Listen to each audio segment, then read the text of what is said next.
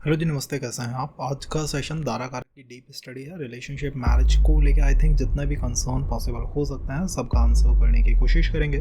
3 answer basically आपको यहाँ मिलेंगे। पहला, स्पाउस का गेटवे क्या हो सकता है। दूसरा, स्पाउस से क्या रिलेटेड कर्मा है जिसकी वजह से मैरिज में डिले, डिनायल एंड कार्मिक चीज़ें हमें होती हुई दिखाई देती हैं।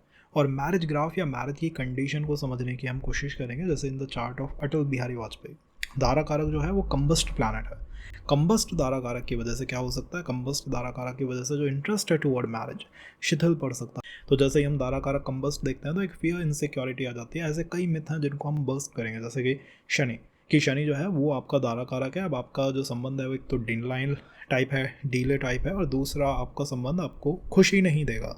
आप अनुष्का शर्मा का चार्ट देखते हो, शनि ही दारा कारक है, 5th हाउस में बैठा है, अच्छे भाव में बैठा है। वहीं अगर आप चार्ट देखते हो ऋतिक रोशन का, वो भी शनि दारा कारक है, बट शनि केतु एक साथ 8वें भाव में बैठे हैं। तो कब आपका दारा कारक आपकी मैरिज में खुशी लेके आता है, कब दुख लेके आता है, को समअप करने की कोशिश करता है। पहली बात है, दारा कारक क्या है? आपका स्पाउस है। ठीक है, आपकी मैरिज का थीम है। आप अपने दारा कारक को कुंडली के अच्छे भाव देते हो या बुरे भाव देते हो, इस पर सब कुछ डिपेंड करता है। अगर आपने उसको अपनी कुंडली के अच्छे भाव दिए, जैसे केंद्र दिया, त्रिकोण दिया, तो इसका अर्थ है कि जीवन साथी जो है जीवन में कुछ बेहतरी ही लेके आएगा। और वहीं अगर हम उसको बैड हाउसेस देते हैं, जैसे 6वां भाव है, 8वां भाव है, तो वो कुछ जनरल डिफिकल्टीज दिखाता है। कहानी यहीं तक लिमिट नहीं होती। हो सकता है शुरुआती समय में जैसे 25-30 की एज तक आपका एक्सपीरियंस बेकार रहा, लेकिन उसके बाद आपका एक्सपीरियंस बहुत अच्छा रहा अबाउट मैरिज। तो यही कॉन्सेप्ट आपको नवमांश कुंडली में अप्लाई करना है कि सेम दारा कारक नवांशा में केंद्र में है, त्रिकोण में है, या फिर अभी भी 6-8 में है। अगर वो मान लीजिए यहाँ पर 6-8 में था D1 में, बट केंद्र में वो त्रिकोण में आ गया या फिर त्रिकोण में आ गया इन द नवंशा कुंडली, तो ये इंडिकेट करता है कि पहले एक्सपीरियंस बेकार था बट विद टाइम वो बेहतर हो रहा है। और अगर रिवर्स सिनेरियो है, यहाँ पर अच्छा था, D9 में बैड हुआ है, तो इसका मतलब है कि शुरुआत में हम अच्छा फील करते हैं, शुरुआती एक्सपीरियंस अच्छा रहा है, मैरिज की हिस्ट्री अच्छी रही है, लेकिन बाद में कुछ डिनाइल है, बाद में कुछ दिक्कतें हैं। क्योंकि दारा कारक केवल आपके संबंध को नहीं दिखाता, वो आपके एनवायरनमेंट के संबंध को दिखाता है। आपके मदर फादर के रिलेशंस को, आपके अंकल आंट के रिलेशन को, आपकी फैमिली में जो रिलेशनशिप्स हैं उनकी भी वो हिस्ट्री को बताता है। तो कई बार आपका दारा कारक लगन कुंडली में पीड़ित है और आप डर जाएंगे, इनसिक्योर हो जाएंगे कि marriage is not something for me, वो मेरे लिए नहीं है। बट इन एक्चुअल वो क्या दिखा रहा है कि आपकी फैमिली में मैरिज की बैड हिस्ट्री है। आपके नवमांश में दारा कारक पुष्कर नवमांश में है, या उच्च का हो गया, लेट से शनि है लेकिन उच्च का हो गया, केंद्र में है, त्रिकोण में है, तो वो अच्छे संबंध दिखाएगा। सेकंड या थर्ड संबंध अच्छा दिखाएगा। जो लोगों का क्वेश्चन होता है कि सेकंड या थर्ड रिलेशन अच्छा रह सकता है क्या? डेफिनेटली रह सकता है। अगर दारा कारक नवमांश में अच्छी स्थिति में है, केंद्र में है, त्रिकोण में है, या फिर उच्च के किसी प्लानट के साथ भी है, जैसे कि जुपिटर नवमांश में आपका मंगल के साथ है, मंगल के साथ, क्योंकि मंगल उच्च का है नवमांश के अंदर, इसका मतलब है कि आराम से संबंध बेहतर रहेगा, अच्छा रहेगा। तीसरा पॉइंट यहीं से ही आता है, आप किसी भी सॉफ्टवेयर से कुछ योगास की कुंडली डाउनलोड कर सकते हैं कि आपके चार्ट में कौन सा योगास है, जैसे for the example Parashar software से। तो मान लीजिए मून आपका दारा कारक है। अब आप देखेंगे कि MS धोनी के चार्ट के अंदर भी मून ही दारा कारक है और वहाँ संबंध बहुत अच्छा है। बट दूसरा एक पर्सन है जिसका मून दारा कारक है बट वहाँ संबंध खराब है। कारण क्या है? प्लानट तो वही है, प्लानट तो चंद्रमा ही है, बट पहले चार्ट में वो राजयोग के अंदर आ गया। तो वहाँ पर हर सॉफ्टवेयर में आपको कुछ गुड योगास मिलते हैं। आपको देखना है कि आपका दारा कारक क्या किसी गुड योग में है, अच्छे योग में है। जैसे मान लीजिए वो सरस्वती योग में आ गया, या फिर मान लीजिए वो मंगल चंद्र योग में आ गया, तो सरस्वती योग का दारा कारक दिखाएगा कि एजुकेशन या फिर जो लाइफ स्टाइल होगी मैरिज के बाद अपने आप बेहतर होगी। आपका दारा कारक मान लीजिए बुध आदित्य योग लगा रहा है, तो आपकी concentration power, business power, skills वो अपने आप बेहतर हो जाएंगे। मैरिज को अपने आप एक आधारभूत सपोर्ट मिल जाएगा। और वहीं जैसे मैंने मून के बारे में बताया था कि मून आपका केमद्रुम दोष में है, तो उसके नाम में ही दोष है, केमद्रुम दोष है, साहब, तो वो परेशानी लेके आ रहा है, डिफिकल्टी लेके आ रहा है। तो अगर आपका दारा कारक किसी भी गुण योग में है, चाहे वो नीच का ही क्यों ना हो, जैसे चंद्रमा और गुरु, आपका दारा कारक चंद्रमा है लेकिन वो गज केसरी योग में है, तो इसका मतलब है मैरिज को इटसेल्फ सपोर्ट मिल गया है। बट अगर वहीं वो किसी बैड योग का पार्ट है, तो जो उस बैड योग में होता है, जैसे दरिद्र योग का पार्ट है, तो दरिद्र योग में जैसे दरिद्रता आती है कि कुछ ना कुछ कमी हमेशा लगती है। तो आप कहेंगे यार एस्ट्रोलॉजर चार्ट से तो दिखाई नहीं दे रहा, बट वो कमी क्यों हो रही है? क्योंकि वो किसी बैड योग का पार्ट है। तो गुड योग वर्सेस बैड योग में देखो कि आपका दारा कारक गुड योगाज में है या बैड योगाज में है। चीज़ों को और आसान बनाते हैं। जैसे कंबस्ट दारा कारक में दिक्कत क्या होती है? कंबस्ट दारा कारक में अगर आप बहुत फेमस पर्सनालिटी है, सोशल नेटवर्किंग पे आस पड़ोस में you are a famous person, तब आपको मैरिज में कुछ डिफ़िकल्टीज देखने को मिलती है कि मैं किसी के ऊपर इंटरेस्टेड था लेकिन वहाँ संबंध नहीं बना। जैसे चार्ट ऑफ अटल बिहारी वाजपेयी, रतन टाटा के चार्ट के अंदर क्या है? दारा कारक इज कंबस्ट। अब दारा कारक कंबस्ट होना makes you a famous person for sure. D के कंबस्ट होना आपको फेमस पर्सन बनाएगा, और जैसे जैसे वो फेम आती है बढ़ती है, मैरिज की संभावनाएं डिक्लाइन होती है। उससे रिलेटेड एक कर्मा है जिसको हम समझेंगे। दारा कारक अगर रेट्रो है तो गया पर्सन भी वापस आ सकता है, या जो पास्ट लाइफ में आपकी लाइफ में एक पैटर्न चल रहा था वही पैटर्न आप इस लाइफ में भी रिपीट करता हुआ देखेंगे। जैसे कई लोग कहते हैं कि आज मेरी love marriage versus arrange marriage में दिक्कत आ रही है और उनका दारा कारक रेट से रेट्रो है, तो आज ही वो दिक्कत नहीं आ रही, वो पहले भी थी, वो उससे पिछले जीवन में भी थे, बस उसका रिपीटेशन हो रहा है, तो उससे आप ज़्यादा वरिड नहीं है, ज़्यादा चिंतित नहीं है। वहीं आपका दारा कारक रेट्रो नहीं है तो आप ज़्यादा अपने आप को चिंतित देखेंगे या परेशान देखेंगे। मैंने जिनका दारा कारक रेट्रो है उनको कम चिंतित देखा है। एक्चुअल में उन्हें होना ज़्यादा चाहिए, बट इसलिए कम है क्योंकि वो पैटर्न पहले भी रिपीट कर चुका है, तो they are familiar with the pattern, familiar हैं पैटर्न के साथ। नवमांश कुंडली में हम मैरिज की एज तक को दारा कारक से डिफाइन कर सकते हैं। एक सिंपल सा तरीका देता हूँ, एक अच्छे योग में है तो दारा कारक जल्दी मैरिज कराएगा, बैड योगाज में है तो डिले करेगा, उसका ध्यान रखना। बट नवामशा में अगर केंद्र में दारा कारक बैठा है तो वो भी जल्दी संबंध की संभावना बनाता है। अगर वो त्रिकोण में बैठा है 159 तो वो थोड़ा डिले लाता है, थोड़ी आपके पास समय होती है, एक टाइम होता है कि भाई हाँ थोड़ा समय लेंगे, बट एंटर इन दैट। और अगर वो 6 8 12 में है या इनके प्लैनेटों के साथ है, जैसे दारा कारक फॉर एग्जांपल नवमांश कुंडली में आपके छठे भाव का अधिपति है मंगल, ठीक है। अब मंगल के साथ आपका दारा कारक बैठा हुआ है तो यहाँ वही पैटर्न रिपीट करेगा कि संबंध आता है बनता है, but boom before that comes a denial, एक दिक्कत आ जाती है। तो नवमांश कुंडली में देखो कि वो केंद्र के साथ है, त्रिकोण के साथ है, या फिर 6 8 12 के साथ है। इसी को आप लगन में भी देख सकते हो। लगन में जितना ज़्यादा वो केंद्र या त्रिकोण में या उनके स्वामियों के साथ होगा, किसी राजयोग में होगा, उतना संबंध आसान होगा, जल्दी होगा, उसमें होगा डिफिकल्ट होगा, डिनाइल होगा, डिले होगा। नवमांश कुंडली 6 8 12 वहाँ ध्यान रखना चाहिए बेसिकली।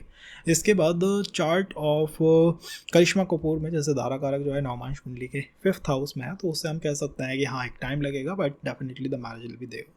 एंड लव मैरिज को हमेशा हमें दारा कारक से चेक करना चाहिए, बिकॉज दारा कारक रिफ्लेक्ट करता है लव मैरिजेस को। अब दारा कारक किन कंडीशंस में लव मैरिज को इंडिकेट करेगा स्ट्रांगली? दारा कारक आपका लगन में बैठा है नवमांश कुंडली की D1 D9 की लगन में, या फिर दारा कारक आपका नवमांश कुंडली के लगन में बैठा है, लग्नेश के साथ बैठा है, लगन कुंडली की लगन में बैठा है, लग्नेश के साथ बैठा है। तो कुछ ऐसे भावास हैं जहाँ दारा कारक रिलेशनशिप को प्रमोट करता है, पहले भाव में, 5वें भाव में, 7वें भाव में, 11वें भाव में, 9वें भाव में। 9वें भाव में विराट कोहली के चार्ट के अंदर DK is in the 9th house, but ये ध्यान रखिएगा this is bit controversial 9th house में होना, बिकॉज 9th हाउस का एक दो कर्मा ऐसा है जिसको हम 9th हाउस में ही समझेंगे कि क्यों वो थोड़ा सा कॉन्ट्रोवर्शियल बनाता है। पहले भाव में तो आई थिंक धोनी का ही चार्ट के अंदर है, 5th हाउस में दाराकार का अनुष्का शर्मा के चार्ट के अंदर है, एंड 11th हाउस में आई थिंक फेमस पर्सनालिटीज़ के अंदर पर्सन है जिसके चार्ट के अंदर 11th हाउस में, I am just forgetting his name. तो ऐसे आपको चेकआउट करना है। राजयोगास का मैटर हमने देख लिया है। पार्टनर आपको कैसे ट्रीट करेगा या आप पार्टनर को ट्रीट कैसे करोगे, अच्छे भाव में अच्छा ट्रीटमेंट है, बुरे भावाज में है बुरा ट्रीटमेंट है, एज सिंपल एज दैट। और जो भी दारा कारक है किसी बैड योगाज में नहीं होना चाहिए, अगर वो बैड योगाज में नहीं है थिंग्स आर इजी। मैरिज या रिलेशनशिप कार्मिक तब होता है जब वो कार्मिक प्लैनेटों के साथ जुड़े, जैसे कि शनि है, राहु है, केतु है, रेट्रो है, ऐसा कोई प्लैनेट है उसके साथ जुड़ा हुआ है तो मैरिज कार्मिक होती है। और ये ध्यान रखिएगा अगर आपका दारा कारक किसी प्लैनेट के साथ एक्सचेंज करता है या किसी प्लैनेट के साथ कंजंक्ट है तो आपके पार्टनर में दारा कारक की क्वालिटी तो हो ना हो, लेकिन जिसके साथ एक्सचेंज या कंजंक्ट है उसकी क्वालिटी मिलेगी। आपका दारा कारक मून है, शनि के साथ बैठा है, तो पार्टनर में शनि की क्वालिटी रिफ्लेक्ट करेगी 100% वो उसके अंदर रिफ्लेक्ट करने वाली है, देखने को मिलने वाली है। This is for the Dara Karaka technique thing. अब इसके बाद एक last technique about the Shadbala. ये ध्यान रखिएगा कि कोई व्यक्ति आपके जीवन में आता है, जीवन को बेहतर करने आया है, जीवन को बुरा करने आया है, will check it from the Shadbala. अगर आपके दारा कारक की मान लो षड्बल स्ट्रेंथ में 1st 2nd 3rd ऐसी जगह वो आता है, तो इसका मतलब है कि आपका दारा कारक छठे भाव में भी क्यों ना बैठा हो, जैसे ही वो आपकी लाइफ में आएगा ना वैसे ही आपकी लाइफ में एक बेटर चीज़ होगी। छठे भाव में बैठा है, छठा भाव दुश्मन का है, लेट्स से हम तो ये कहते हैं दारा कारक आया तो आप अपने हिडन दुश्मन के बारे में अवेयर हो जाओगे। पहले कोई व्यक्ति आपकी प्रॉपर्टी को अनक्रॉच कर रहा था, पहले आपको पता नहीं था, हो रहा है होने दो, जो हो रहा है हो जाता है, नहीं, आपका दारा कारक वहाँ बैठा है, षड्बल में अच्छा है, आप अवेयर हो जाएंगे तुरंत, आप लाइमलाइट में ला देंगे उस चीज़ को, एक प्रॉब्लम है भैया इसको फिक्स करना। तो षड्बल में अपर कैटेगरीज में अगर आपका DK है तो वो आपको हमेशा सुरक्षा प्रदान करता है, हमेशा प्रोटेक्शन प्रदान करता है। आप अवेयर होते हैं, किसी ना किसी चीज़ के प्रति अवेयरनेस आती है, और अगर वो कमज़ोर स्थिति में है तो मैं कहूँगा उससे रिलेटेड उपाय करो। रेमेडी आउट करो। बट रेमेडी आउट आप तब करोगे जब आपको ये पता हो कि आपका दारा कारक किस कर्मा को जनरेट कर रहा है, जिसको हमने इन डिटेल कवर करा है हाउसेज के अंदर। ये पहला पॉइंट है। इसके बाद हम एक प्लैनेट सीरीज लेके आएंगे जिसके अंदर we will discuss about planet, कि प्लैनेट कैसे कोरिलेट करते हैं या क्रिएट करते हैं सिनेरियोज को comes to relationship karmic perspective से। आज कर्मों को समझना आवश्यक इसलिए है क्योंकि शनि जो है वो रेट्रो में है पाइसेस में और वीनस को एस्पेक्ट कर रहे हैं। It is the best time to work on the karmic front of your relationship. आज वर्क कर लोगे 6 मंथ बाद दिक्कत नहीं आएगी, बिलीव दैट। तो इस पॉइंट के साथ आगे वीडियो को देखिएगा। कोई नया पॉइंट या कोई नई इन्फॉर्मेशन आपको चाहिए या आपको लगता है कि ये भी हमें ऐड ऑन करनी चाहिए, बीट चार्ट से दिखाओ, बीट इस तरह से देखो, उस तरह से देखो, तो लेट अस नो दैट। उस पर भी हम कोशिश करेंगे चीज़ें करने की या उसको इनकॉपरेट करने की। तो with this positive note start कीजिएगा हाउसेस की सीरीज़ को। हाउस को समझिएगा, अगर किसी का प्रथम भाव में होगा तो स्पाउस और मैरिज आपकी आइडेंटिटी के बहुत क्लोज आ जाते हैं।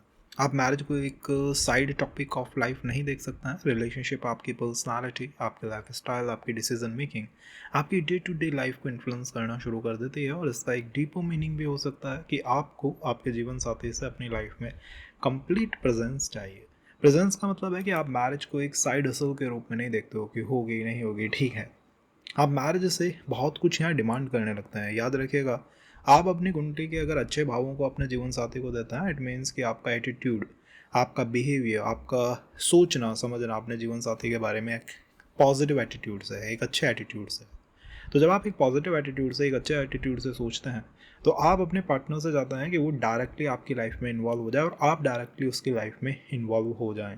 इसीलिए स्पाउस की एंट्री भी बहुत डायरेक्टली जो भी इन्वॉल्वमेंट होती है उनके थ्रू हो सकती है। अब डायरेक्टली इन्वॉल्वमेंट का मतलब है डायरेक्ट मीटिंग हो गई, डायरेक्ट इंट्रोडक्शन हो गया, कोई ऐसा कनेक्शन है जिसको आप पहले से जानते हैं, जिसके बारे में आपको पहले से कुछ नॉलेज है, कुछ अवेयरनेस है उसके बारे में।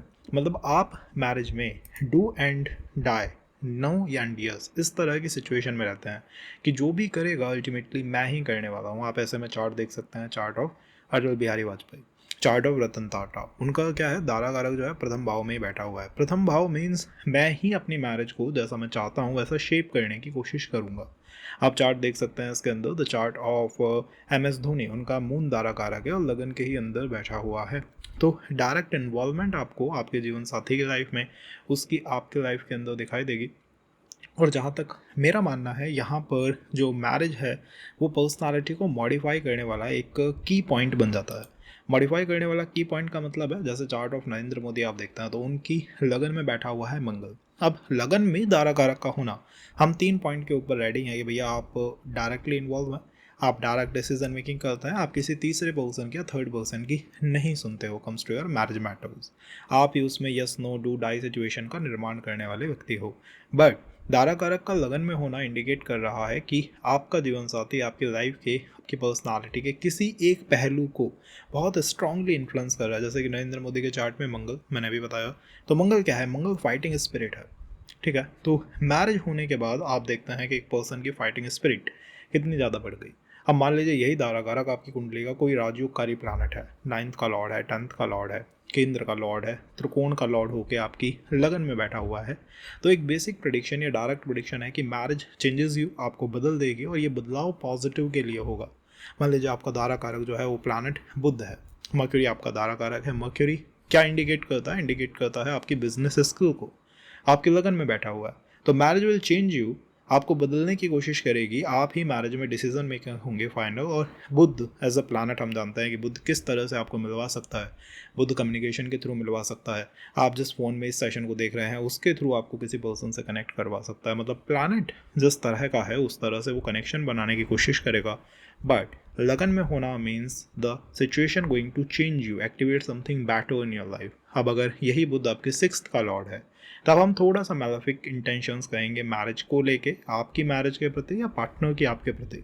बट इन जनरल अगर यही प्लैनेट बुध, लेट से बुधादित्य राजयोग, सूर्य और बुध आपकी लगन कुंडली में एक साथ बैठे हुए हैं, ऐसा बना रहा है, तो 2-3 चीज़ें कंफर्म हो सकती हैं कि marriage going to change you and change you for better, अच्छे के लिए आपको बदलने जा रही है। डायरेक्ट इन्वॉल्वमेंट जब भी हम देखते हैं किसी भी चीज़ के अंदर, हमें उसमें लगन का ही यूनिक एक इम्प्रिंट देखने को मिलता है, बिकॉज लगन इज केंद्रा एंड लगन इज त्रिकोणा एज वेल। अब राशियाँ भी मैटर करती हैं। यहाँ पे देखिए राशि किस तत्व की है। राशि अगर स्थिर तत्व की है तो इसका मतलब है कि स्थिरता है, स्टेबिलिटी है। मैरिज आपके जीवन के अंदर स्टेबिलिटी लेके आएगी। और अगर यही राशि चर तत्व की है, मूविंग एलिमेंट की है और लगन में ही वो बैठा हुआ है, तो सोच के देखिएगा, लगन में मूविंग राशि है और वहाँ पर आपका दारा कारक है, तो आपके आइडियाज़, आपके थॉट्स, आपका सोचना समझना दिन रात जीवन साथी को लेके बहुत एक्सट्रीम लेवल पे चलता रहेगा। तो कभी कभी क्या होता है, एनर्जी एग्जॉस्ट करने के योग बन जाते हैं या मल्टीपल रिलेशंस के योग बन जाते हैं। और मल्टीपल रिलेशंस के योग तब बनते हैं जब चर राशि या फिर द्विस्वभाव राशि, इन दोनों में से कोई एक, चर राशि 1 4 7 10 एंड द्विस्वभाव मीन्स 3 6 9 एंड 12, अगर ये हमें देखने को मिल रही हैं इन द लग्न एंड वहीं दारा कारक बैठा हुआ है, तो हम 3 चीज़ें देख सकते हैं। पहले ये देख सकते हैं कि भैया आप अपने जीवन साथी को लेके बहुत ज़्यादा सोच विचार करते हो। दूसरा हम ये देख सकते हैं कि marriage is not a side hustle, you are directly completely involve in it. और तीसरा हम ये कह सकते हैं कि मैरिज चेंजेस यू, बट ये ध्यान रखना कि आप एक से अधिक संबंध में ना चले जाएं, क्योंकि कई बार मैंने देखा है लगन में दारा कारक होता है तो व्यक्ति एक संबंध पे रुक नहीं पाता, और अगर यहाँ पे वो कम्बस्ट हो गया या उसके साथ कोई और स्पेशल अलाइनमेंट है, जैसे वो कम्बस्ट है या उसने किसी के साथ एक्सचेंज कर रखा है, प्लैनेट एक्सचेंज है, नक्षत्र एक्सचेंज है, तो क्या होता है कई बार व्यक्ति किसी रिलेशन में या संबंध में इतना डीपली इन्वॉल्व हो जाता है कि फिर वो उससे निकल ही नहीं पाता। The case of Ratan Tata, उनका दारा कारक जो है लगन में ही है। वीनस एज अ प्लैनेट है, वीनस को आप लगन में बेहतर ही मानेंगे क्योंकि बेनिफिक प्लैनेट है। वीनस, जुपिटर, मून, मर्क्यूरी, ये अच्छी तरह बिहेव करते हैं।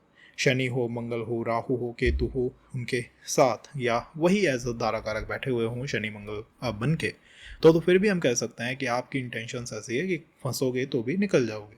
बट द बेनिफिक प्लैनेट, पीड़ित होना, आपने अपना पूरा टाइम एनर्जी एक पर्टिकुलर रिलेशन को दिया, अब अगर वो वर्कआउट नहीं कर रहा है तो ये आपकी पूरी पर्सनालिटी को हिला के रख देगा। बट अच्छी चीज़ क्या है कि कोई व्यक्ति आपसे कितना भी मतलब कैसे भी इनजस्टिस हो जाए, बट एक व्यक्ति, आपका पार्टनर आपसे क्या नहीं छीन के ले जा सकता कि जैसे ही वो आपकी लाइफ में आएगा आपको प्लैनेट एक्टिवेट करेगा, आपकी लगन एक्टिवेट करेगी, आप ज़्यादा बेहतर ग्रो कर पाएंगे, ज़्यादा इंडिपेंडेंट फील करेंगे आफ्टर रिलेशन, ज़्यादा मैच्योर फील करेंगे। और इसी के साथ हो सकता है ज़्यादा स्ट्रेंथ आपकी पर्सनालिटी में आ जाए। जो लोग आपको देख के अब तक झुक नहीं रहे थे, कुछ कह नहीं रहे थे, वो भी अब आपको सलाम करना शुरू कर दे, क्योंकि कोई ना कोई part of your personality going to be very active. As Lagna is all about passionate relationship. जब भी हम पैशनेट रिलेशंस देखते हैं with you your partner, between them देखते हैं, तो लगन में दारा कारक अप्रिशिएट होने वाली पोजीशन ही है, उसको अपोज नहीं करना चाहिए। अब अगर हम जाएं दारा कारक इन द द्वितीय भाव, तो द्वितीय भाव क्या है? द्वितीय भाव को हम क्यों देखते हैं? पैसे के लिए देखते हैं, फैमिली के लिए देखते हैं, लेकिन रिलेशनशिप के कॉन्टेक्स्ट में सेकंड हाउस बहुत इंटरेस्टिंग है। क्योंकि सेकंड हाउस क्या है? सेकंड हाउस आपकी फैमिली भी है, आपकी वैल्यू भी है, आपकी स्पीच भी है एंड आपका रिस्पॉन्स भी है, आपके रिसोर्सेज और फैमिली का पूरा जो सेटलमेंट है ना, फैमिली कॉन्स्टिट्यूशन या फैमिली कंटिन्यूएशन, जो भी आप कहें, जैसे भी आप उसको कहें, मतलब परिवार plays important role comes to your द्वितीय भाव। तो द्वितीय भाव में तारा कारक का होना इंडिकेट क्या करता है कि पार्टनर आपकी फैमिली के थ्रू आ सकता है। अब फैमिली इंट्रोडक्शन हो सकता है, relatives, family friend, family gathering या फिर नॉन फैमिली सर्कल। कभी कभी फाइनेंशियल या फैमिली रिलेटेड एनवायरनमेंट से आप किसी व्यक्ति के साथ मिल गए, द्वितीय भाव का दारा कारक ये इंडिकेट करता है। आपको रिलेशनशिप यहाँ पे सिर्फ रोमांटिक नहीं चाहिए होती है, आपको लगना चाहिए कि ये व्यक्ति मेरी वैल्यूज़ को अप्रिशिएट करता है एंड रिस्पेक्ट करता है। जो मैं सोचता हूँ, जैसे मैं सोचता हूँ like I am interested in astrology and my दारा कारक इज इन सेकंड हाउस, तो I want my other partner to be interested in same thing. या फिर अगर वो इंटरेस्टेड नहीं है, let's say the person is not interested, तो एटलीस्ट वो पर्सन एक पॉजिटिव एटीट्यूड बना के रखे उस चीज़ के प्रति, like have some appreciation, have some respect toward मेरी वैल्यूज़, जो मुझे ठीक लगता है उस चीज़ के प्रति। ठीक है, अब यहाँ क्या हो सकता है? यहाँ ये हो सकता है कि मीटिंग जो है, family introduction plays important role, family circle plays important role, financial circles plays important role and financial ladder, मतलब कितना आप दोनों के बीच में कंपैटिबिलिटी है फाइनेंशियली एंड फैमिली वाइज, ये बहुत मैटर करेगा मैरिज में। कई बार क्या होता है कि दारा कारक आपका सेकंड हाउस में है और यहीं पे कास्ट, कल्चर, रिलीजन, इस तरह के कॉन्सेप्ट आ जाते हैं, या फिर आप किसी के साथ इन्वॉल्व हो गए अब तक आपको पता नहीं था और एकदम से आप एस्ट्रोलॉजी में आए, क्योंकि आपसे आपकी फैमिली ने कहा कि ये कास्ट कल्चर जो है वो हमारे साथ वर्कआउट नहीं करेगा, सेकंड हाउस डी के इस अलाइनमेंट की वजह से ऐसा कहा जाता है। Got it. तो यहाँ पे family going to say something very important for sure. And कई बार क्या होता है, आपकी मैरिज के टुवर्ड आपका जो सोचना है, समझना है, वो भी फैमिली के थ्रू डेवलप होता है। देखिएगा कि आपके परिवार में कभी किसी का कोई नकारात्मक संबंध तो नहीं रहा। ऐसे ऐसे मैंने केसेस देखे हैं जहाँ पर पेरेंट्स इज द बच्चा is not ready for marriage, and बच्चा जो है उससे जब आप थोड़ा सा अकेले में पूछोगे द पर्सन से कि मेरी फैमिली में मैंने हमेशा बैड रिलेशनशिप हिस्ट्रीज देखी है।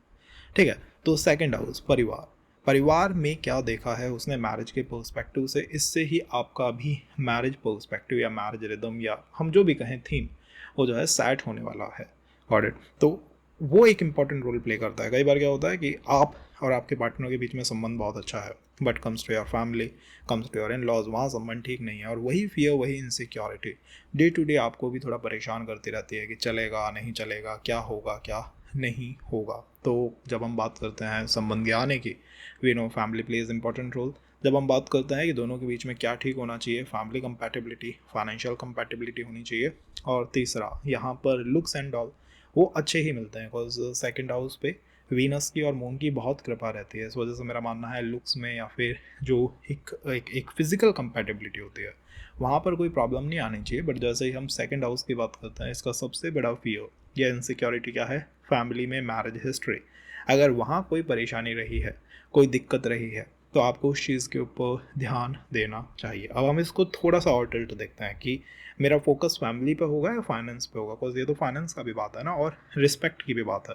तो जुपिटर एक रिस्पेक्ट ओरिएंटेड प्लानट है। ठीक है, जुपिटर एक ऐसा प्लानट है कि भैया मुझको जो है वो इज्जत चाहिए। जुपिटर आते ही कमरे में सबसे पहले क्या कहता है कि मुझको इज्जत चाहिए, मुझको आप जो है वो बेहतर ट्रीट करेंगे, ये आपकी डिमांड है, जुपिटर की आपसे डिमांड है से। तो अगर मान लो जुपिटर यहाँ बैठा है सेकंड में, तो आपकी बेसिक डिमांड क्या है कि मेरी रिस्पेक्ट, मुझे अप्रिशिएट करो, मेरे साथ अच्छा व्यवहार रखो।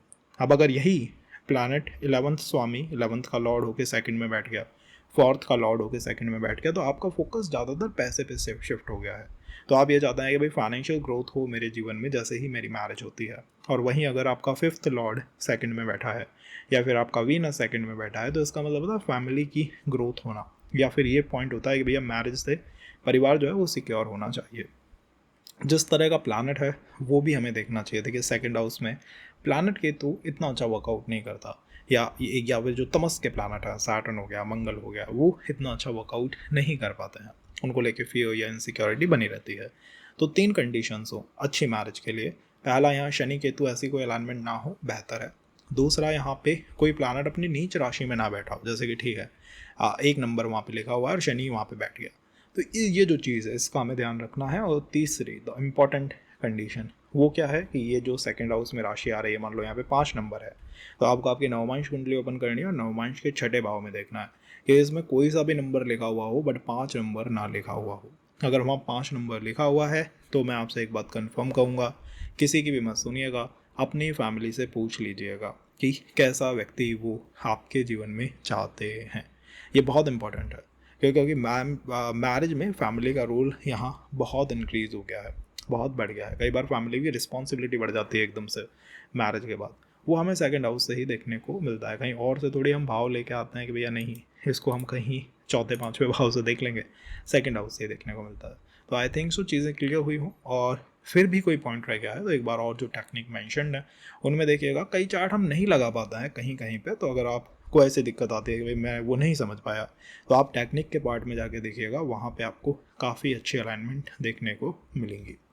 अगर हम बात करें अबाउट तीसरा भाव कि थर्ड हाउस में जो है वो आपका दारा कारक प्लेस्ड है, तो थर्ड हाउस क्या है आप मुझे बताइए। थर्ड हाउस क्या है? कम्युनिकेशन है, थर्ड हाउस आपकी करेज है, थर्ड हाउस आपका एफर्ट है, आपके सिबलिंग्स हैं, आपकी नेटवर्किंग है, आपका शॉर्ट ट्रैवल है, आपकी मीडिया है, आपका इमीडिएट एनवायरनमेंट है, ये सब थर्ड हाउस से कनेक्ट करते हैं। तो यहाँ रिलेशनशिप का जो गेटवे होगा सबसे पहले वो कम्युनिकेशन बनेगा।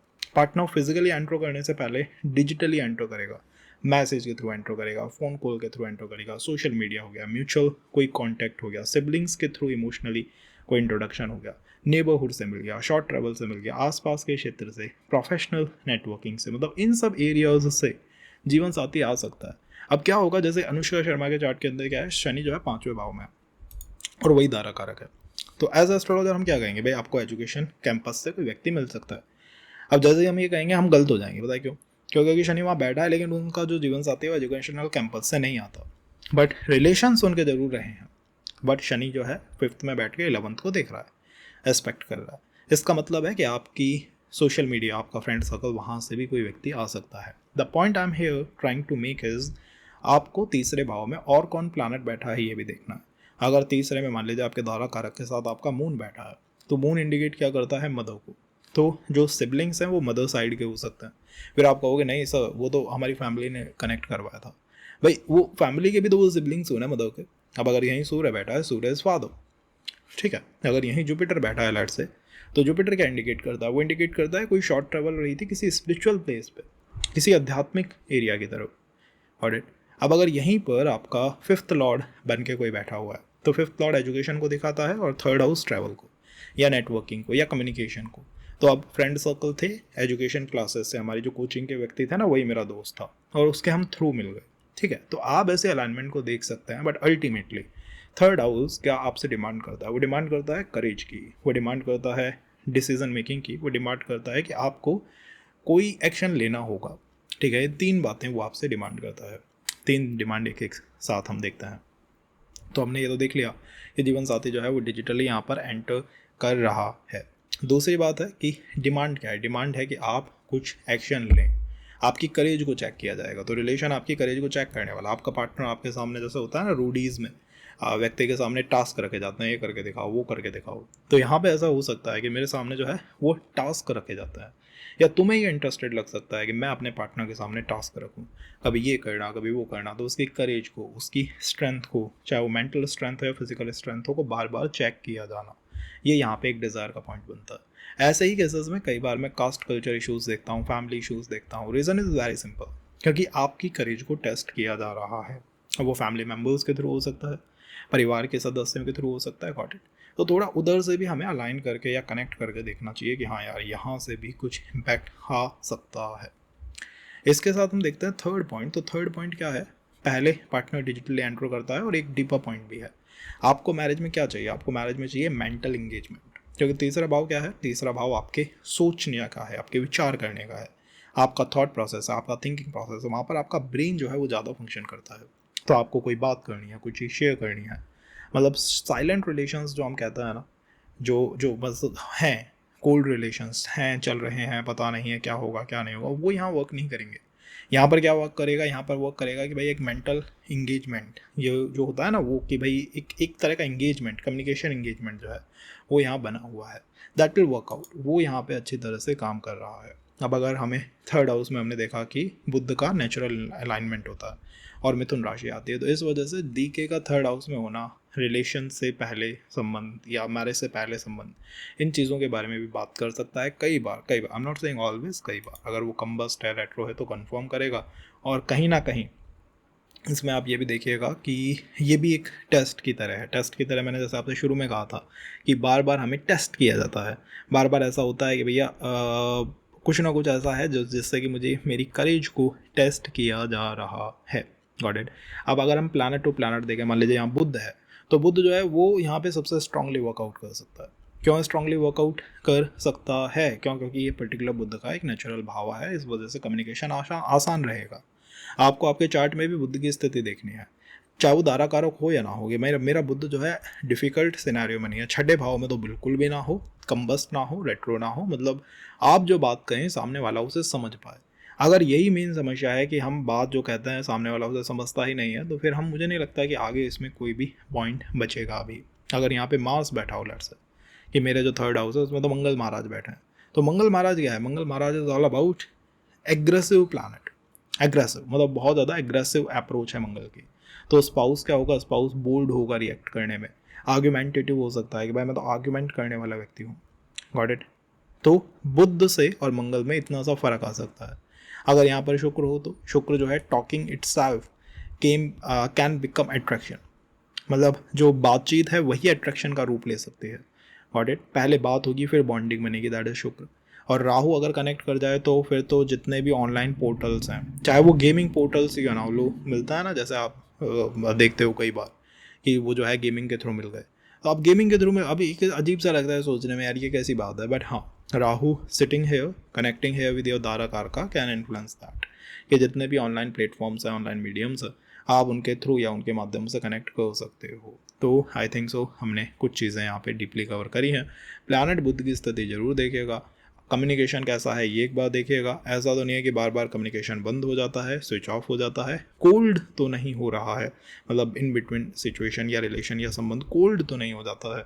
ये 4 से 5 चीज़ें हमें देखनी चाहिए, ठीक है। अब मान लो यहाँ पे 10 नंबर लिखा है, तो 10 नंबर इस वॉट, 10 नंबर नेचुरली आपके प्रोफेशन का पॉइंट है और वहीं आपका दारा कारक बैठा है। इसका मतलब है कि जब ट्रांजिट में सूर्य 10 नंबर में आएगा, ऑफिस की वजह से, काम की वजह से कुछ ट्रैवल होंगे और किसी पर्सन के साथ मिल सकते हो, कनेक्ट कर सकते हो। तो गेटवे वही है, लेकिन गेटवे की सिचुएशन बदलती रहती है। कभी वो गेटवे फ्रेंड सर्कल के माध्यम से ओपन होता है अगर 11th का लॉर्ड 3rd में बैठ गया, तो कभी वो गेटवे ओपन होता है बाई और 5th हाउस आपके एजुकेशन की वजह से। तो आपको उस दारा कारक को भी देखना है। सेकंड बात, दारा कारक यहाँ पर क्या केंद्र का लॉर्ड है, त्रिकोण का लॉर्ड है। अगर वो केंद्र या त्रिकोण का लॉर्ड है बहुत अच्छा है, सपोर्टिव है। और अगर मैलेफिक हाउसेस का लॉर्ड है तो जैसे मैंने कहा कि 6th का लॉर्ड भी 3rd में बहुत अच्छा परफॉर्म कर सकता है। Only condition is Budh afflicted नहीं होना चाहिए, तो वो है। तो बेसिक समस्या आपकी जो है कम्युनिकेशन है, जिस दिन उसको फिक्स कर लोगे, उसको ठीक कर लोगे, आई थिंक सो बहुत चीज़ें अपने आप ठीक हो जाएंगी। बात करते हैं 4th हाउस की। तो 4th हाउस की जैसे ही हम बात करते हैं, मन में क्या आता है, मदर या प्रॉपर्टी। रिलेशनशिप के लिए 4th हाउस बहुत इंपॉर्टेंट है। बिकॉज 4th हाउस क्या है, 4th हाउस आपका कंफर्ट है, इमोशनल सिक्योरिटी है, इनर पीस है, फैमिलियरिटी है, एजुकेशन है, होम टाउन है, आप और क्या कर सकते हैं, आप कह सकते हैं आपकी डोमेस्टिक लाइफ है। तो डीके का 4th हाउस का कनेक्शन आपको फैमिलियर इन्वायरमेंट से ही किसी जीवन साथी का प्रवेश दिखाएगा। ये इंडिकेट करेगा कि स्पाउस का कनेक्शन आपके किसी ना किसी एक फैमिली एनवायरनमेंट से है। मतलब एकदम से ऐसा नहीं है कि बूम आसमान से कोई व्यक्ति आगे जीवन में पड़ा। ऐसा हो सकता है कि जब आप उसकी हिस्ट्री देखें तो कोई family, school, college, home town या कोई ऐसा पर्सन जिसके साथ आप बहुत स्ट्रांगली कनेक्टेड फील करते हैं अपने रिलेटिव्स में, वहाँ से ये व्यक्ति आ गया। ऑलराइट, तो 4th हाउस ये अपनी इन्वॉल्वमेंट दिखाता है। अब हम इसे वर्ड टू वर्ड नहीं ले सकते। हम मान लो यही 4th हाउस में प्लैनेट मून बैठा है, ठीक है, एज ताराकार का, या मान लो सूर्य ताराकारक है और मून उसके साथ बैठा हुआ है। क्या इंडिकेट करेगा, ये इंडिकेट करेगा कि मदर साइड जो उनका जो एनवायरनमेंट है, उनका जो आस पड़ोस था, उनका जो घर था, उनका जो एरिया था, वहाँ से कोई व्यक्ति आ गया। तो हमेशा आप इसे अपना नहीं कह सकते कि ये एनवायरनमेंट मेरा ही होगा, ये उस प्लैनेट का है जो यहाँ बैठा हुआ है। अगर वहाँ मंगल बैठा है तो आपके सिबलिंग, आपके कजिन्स, अगर उनसे रिलेटेड कोई एनवायरनमेंट से व्यक्ति उठ के आपके जीवन में आ सकता है।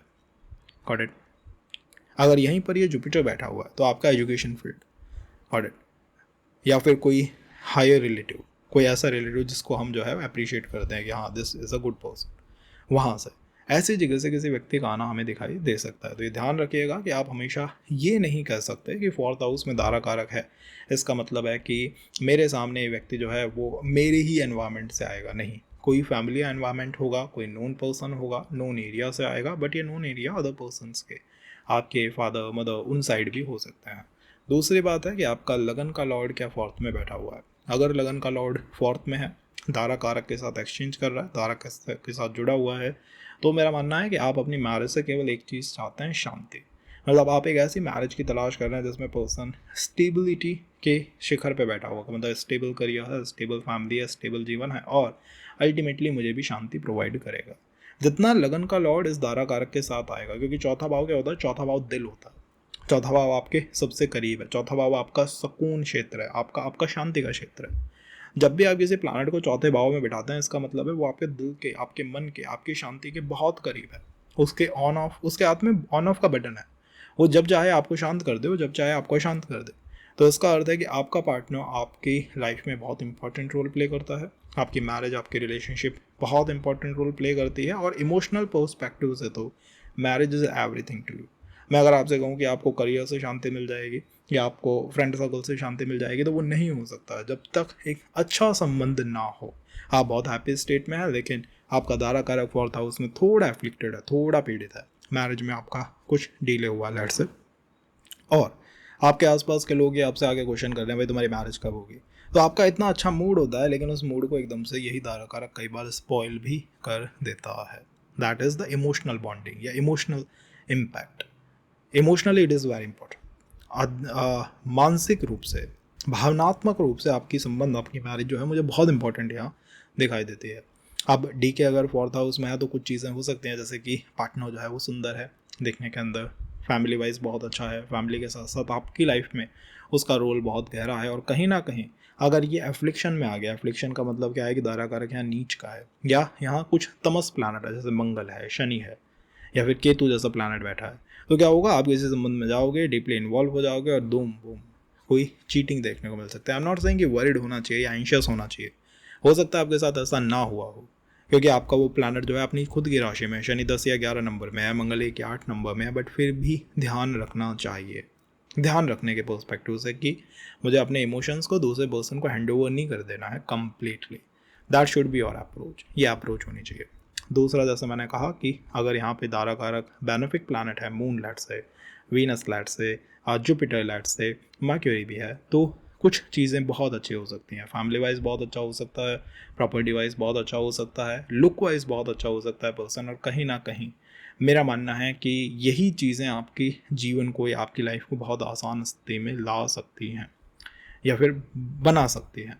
अल्टीमेट डिज़ायर क्या है? अल्टीमेट डिज़ायर है कि मैं इस पर्सन के साथ अपना ट्रू सेल्फ दिखा सकता हूँ। कई बार क्या होता है, हमें जब भी दारा कारक फोर्थ में है, मैंने बहुत देखा है, दारा कारक फोर्थ में है और हमें एक तरह का फियर इनसिक्योरिटी रहती है कि मैं अपने ट्रू सेल्फ को लोगों को नहीं दिखा सकता या नहीं दिखा सकती, लोग मुझे जज करेंगे। ठीक है, तो दारा कारक फोर्थ में रखने का मतलब यही है कि आप एक ऐसे पर्सन की तलाश कर रहे हो जो आपको जज ना करे। Got it? ये एक रेड फ्लैग है। रेड फ्लैग का मतलब है कि अगर आपको दिखता है कि सामने वाला is judging you, saying a lot about you, saying things जो कि जो आपसे रिलेट ही नहीं करती हैं, जो आपको अकॉर्ड फील कराती हैं, तो वहाँ पे संबंध से दूर हो जाना चाहिए। और इस नंबर को देखिएगा, ये जो नंबर है नवमांश में, ये केंद्र में आना चाहिए, त्रिकोण में आना चाहिए, बट 6, 8, 12 में नहीं होना चाहिए। अगर वहाँ पे है तो ये थोड़ी वरीड या परेशानी का कारक है, अगर नहीं है तो I think so fourth house का दारा कारक इज़ गुड। मैं तो एक्सपेक्ट करता हूँ कि फोर्थ हाउस में लोगों का डीके होना चाहिए, क्योंकि रिलेशनशिप के बाद आपकी लाइफ का थीम क्या बनेगा? Property, material security, emotional security, एक दूसरे के साथ समय अधिक बिताना, एक दूसरे के साथ लाइफ को एक्सप्लोर करना, क्योंकि चौथा भाव क्या है? खजाने का भाव है। आपको यहाँ पे घर मिलता है, रियल एस्टेट मिलता है, आपको यहाँ प्रॉपर्टी मिलती है, आपको यहाँ घर मिलता है, गाड़ी मिलती है, लग्जरी मिलती है, तो आप इस चीज़ को एक साथ एक्सप्लोर कर सकते हैं। आप एक ऐसा पर्सन नहीं देख रहे हैं जिनके बीच में बस फिजिकल अट्रैक्शन हो, आप एक घर ढूंढते हैं जब आपका दारा कारक फोर्थ में हो, आप एक इमोशनल एनवायरनमेंट ऐसा ढूंढते हैं कि भैया बस ये मिल जाए ताकि मेरे को जो अब तक सुकून नहीं मिला था ना वो प्राप्त हो जाए। That is D in fourth. Planet wise देखना, तमस के planet is not that great, but सात्विक प्लानट या फिर जल एलिमेंट के प्लानट जैसे शुक्र, मून, जुपिटर, मर्क्यूरी, ये यहाँ पे बहुत अच्छा वर्कआउट कर सकते हैं। तो that is for the fourth house. But 10th का भी देख लेना, क्योंकि कई बार क्या होता है, मैंने शुरुआत में एक्सप्लेन करा है कि दारा कारक जहाँ बैठा है वही नहीं, उसे 7th हाउस, फोर्थ में बैठा है 10th, बहुत इंपॉर्टेंट रोल प्ले करता है। अनुष्का शर्मा के चार्ट के अंदर मैरिज को अगर आप प्रिडिक्ट करेंगे तो 5th हाउस जैसा दारा कारक कुछ भी नहीं है, बट 5th की जगह 11th जैसा है, उस 5th से 11th को वो देख रहा है, एक्सपेक्ट कर रहा है, तो उसके अपोजिट हाउस को भी एक बार चेक कर लो। 2-4 मिनट लगेंगे, but you will have a better understanding about your relationship setup, scenario, situation. Got it? यह शिप कैसे वर्कआउट कर रही है, मैरिज कैसे वर्कआउट कर रही है, और हमें मैरिज कैसे वर्कआउट करती हुई दिखाई देती है, इससे आपको एक अच्छी अंडरस्टैंडिंग यहाँ पे मिल पाएगी। जनरली 5th हाउस किस चीज़ का है? 5th हाउस है आपके रोमांस का, आपके अट्रैक्शन का, आपकी क्रिएटिविटी का। 5th हाउस बात करता है आपके एजुकेशन के बारे में, ये बात करता है आपके इंटेलिजेंस के बारे में, आपके एक्सप्रेशन के बारे में, और जितनी भी लव लाइफ की बातें होती हैं वो हम पंचम भाव से ही करते हैं, बिकॉज यहाँ से समर्पण आता है, डिवोशन आता है। अगर डीके किसी का 5th में है तो मीटिंग और अट्रैक्शन के बीच में हमें डिस्टेंस कंपैरेटिवली कम दिखाई देता है। जैसे होता है ना कि मैट्रिमोनियल पे या फिर फैमिली मेम्बर्स के माध्यम से हम संबंध तलाश कर रहे हैं, बट एक अच्छी अंडरस्टैंडिंग नहीं बन पा रही है, 2-2, 3-3 साल लग रहे हैं। 5th हाउस में ऐसा नहीं होता। इन अनुष्का शर्मा चार्ट शनि ही वहाँ पे बैठा है, और शनि हम जानते हैं कि डीले करवाता है, लेकिन आप उनके मैरिज सेटअप के अंदर डीले नहीं देखेंगे, क्योंकि पंचम भाव के अंदर एक आधारभूत क्षमता है कि मैं आपको शुरुआत में ही रियलिटी से परिचय करवा देता हूँ। इसीलिए इस भाव को इंट्यूशन का, ट्रेडिंग का भी भाव कहते हैं, कि आपको पहले ही पता है क्या हो सकता है, इस वजह से आप एक राइट अप्रोच यहाँ पे फॉलो करते हैं। अब अगर हम गेटवे की बात करें तो देखिए गेटवे क्या हो सकता है। गेटवे आपका एजुकेशन क्लासेस हो सकती हैं, एजुकेशन क्लासेस के साथ साथ गेटवे कोई एंटरटेनमेंट इंडस्ट्री हो सकती है, कोई क्रिएटिव इंडस्ट्री हो सकती है, आप कहीं अपना क्रिएटिव एक्सप्रेशन कर रहे हो, कहाँ कहीं पे टीचिंग कर रहे हो, कोई एजुकेशन क्लासेस ले रहे हो, और वहाँ से आपके जीवन में कोई व्यक्ति प्रवेश कर जाए। ये सारी चीज़ें संभव है जब हम बात करते हैं डी के इन द 5th हाउस। अल्टीमेटली यहाँ व्यक्ति करना क्या चाहता है, यहाँ पे व्यक्ति, चाहे हम अरेंज मैरिज की ही क्यों ना बात करें, क्योंकि डी के का 5th होने का मतलब ये नहीं है कि हमेशा लव मैरिज ही होगी। अगर आपका जुपिटर एफ्लिक्टेड है या फिर दारा कारक एफ्लिक्टेड है, मीन्स कंबस्ट है या रेट्रो है, तो ऐसी कंडीशंस में रिलेशनशिप इतनी कार्मिक हो जाती है कि पर्सन कहता है भैया सब कुछ छोड़ो, ज़िंदगी में कहीं कुंवारा ना रहना पड़ जाए, इसलिए अरेंज मैरिज ही कर लेते हैं। तो ऐसा भी होता है सिनेरियोज़ में। बट अल्टीमेटली डी के 5th में होने का मतलब है कि आप एक जो so called husband wife relation होता है, नॉर्मल या फिर एक कोल्ड रिलेशन होता है, वो नहीं चाहते। आप हमेशा संबंध में प्रेम को जिंदा रखना चाहते हैं। ये एक बेसिक डिज़ायर है दारा कारक के 5th हाउस में होने की। तो वहाँ पर आपको प्रेम चाहिए, टेंशन चाहिए, प्लेफुलनेस चाहिए, एक्सप्रेशन भी चाहिए। और जब आपका सामने वाला व्यक्ति इन सब चीज़ों को कंप्लीट कर पाता है, फुलफिल कर पाता है, तभी आप अल्टीमेटली डिवोट होते हैं। और डिवोशन मैंने कई बार ऐसा देखा है कि अगर मैरिज से पहले हस्बैंड वाइफ दोनों काम कर रहे थे, तो आफ्टर मैरिज एक व्यक्ति ने ही काम करना शुरू कर दिया। मतलब एक तरह का डिवोशन होता है, कहीं पे आप सेक्रीफाइस करने के लिए या फिर चीज़ों को एक्सेप्ट करने के लिए भी तैयार होते हैं जब आपका दारा कारक 5th हाउस में हो। अल्टीमेटली पॉजिटिव साइड के बारे में हमने बात करी और नेगेटिव के अंदर बस ये कंबस्ट या एफ्लिक्टेड नहीं होना चाहिए। या फिर यहाँ दारा कारक मान लो बैठा है और ये किसी पितृ दोष में आ गया, आपकी कुंडली में कोई पितृ दोष है, कॉज पंचम भाव पित्राज के संबंध पे वर्क करता है या एक्ट करता है। कई बार मैंने देखा है कि दारा कारक 5th में है तो कास्ट कल्चर के इश्यूज आ गए, ठीक बात है, लेकिन फिर भी चीज़ें वर्कआउट कर रही हैं और कई बार नहीं वर्कआउट करती हैं। कैसे देख सकते हो, चार्ट में पितृदोष नहीं होना चाहिए। ऐसा नहीं हो कि आपका सूर्य शनि के साथ है, सूर्य विद राहु है, सूर्य विद केतु है, या सूर्य एफ्लिक्टेड सिनेरियोज में है, जैसे 6ठे भाव में, 8वें भाव में। तो आपको क्या दिखाई देगा, आपको दिखाई देगा कि सिनेरियो या सिचुएशन ही ऐसी है जो आपके संबंध को वर्कआउट नहीं होने दे रही, या बार बार ईगो इश्यूज, स्टेटस इश्यूज आप और आपके पार्टनर के बीच में आ रहे हैं। ठीक है, तो इस चीज़ का हमें ध्यान रखना है। अब डिपेंड करता है वहाँ प्लैनेट कौन सा है। अगर वहाँ पर लेट्स से प्लैनेट बैठा हुआ है बुध, तो अट्रैक्शन तो होगा, लेकिन वो इंटेलेक्चुअल अट्रैक्शन होगा। ठीक है, वहाँ पे टॉकिंग मैटर करती है, क्रिएटिविटी मैटर करती है।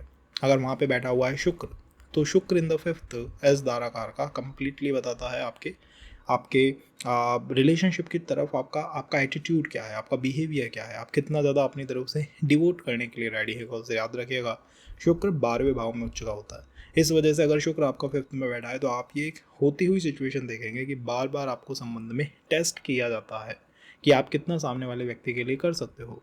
पंचम भाव बेसिकली अच्छा भाव है, इसमें शुक्र का या बेनिफिट प्लैनेट शुक्र, बुध, मून, जुपिटर इनका होना अट्रैक्शन भी अच्छा देगा और कहीं ना कहीं पार्टनर के लुक्स भी अच्छे बनाएगा।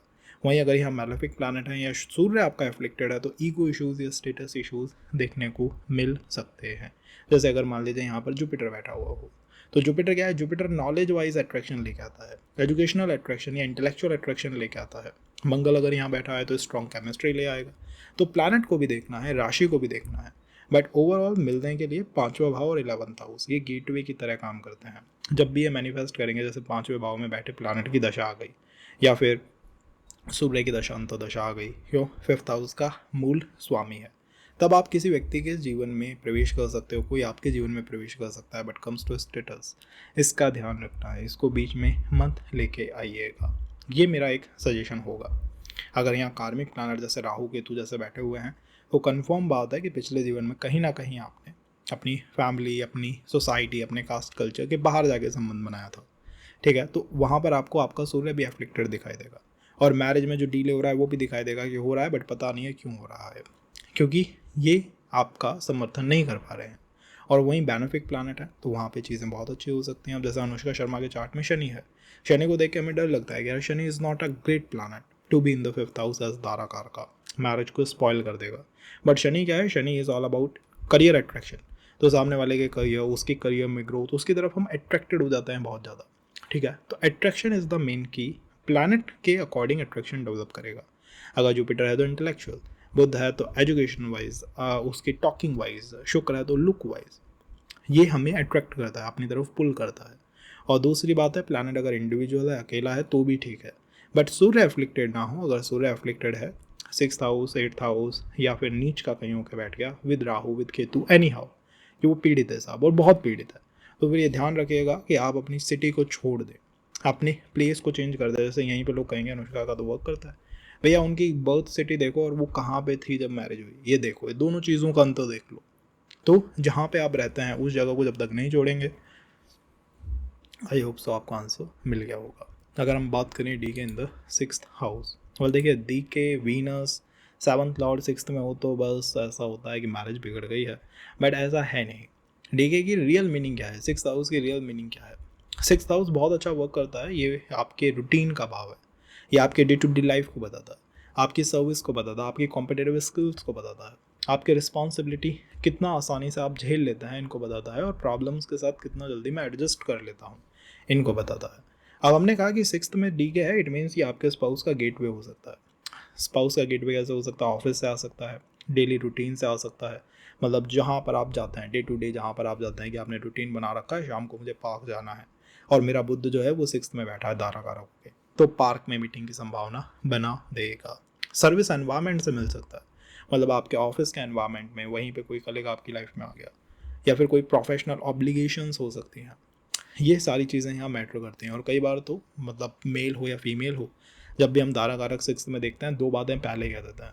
ध्यान रखिएगा कि आप मैरिज से पहले मतलब कुंडली मिलान के समय ही उनसे पूछ लें कि मैरिज के आफ्टरवर्ड वो काम करना चाहते हैं या नहीं, क्योंकि कई बार वो इक्वेशन में आ जाता है भैया हम काम करना चाहते हैं, और जब भी दिक्कत होती है, डिफिकल्टी होती है, पता है क्या होता है? जैसे सूर्य यहाँ बैठा हुआ है 6th में दारा कारक के साथ, तो सेपरेशन देगा, बट सेपरेशन ऐसा है कि एक व्यक्ति काम करता है लखनऊ में, दूसरा काम करता है बेंगलुरु में, इस तरह से सेपरेट कर दिया उसने। इस तरह को भी हमें समझना चाहिए। तो मैरिज से पहले करियर वाइज या प्रोफेशन वाइज एक अच्छी अंडरस्टैंडिंग अगर आप बना लेंगे तो ये ज़्यादा बेहतर है, ठीक है, ज़्यादा अच्छा रहेगा। तो हमने स्पाउस गेटवे देखा है, गेटवे के साथ साथ ये समझो कि जो प्लैनेट बैठा है वो भी इसको इन्फ्लुएंस करता है।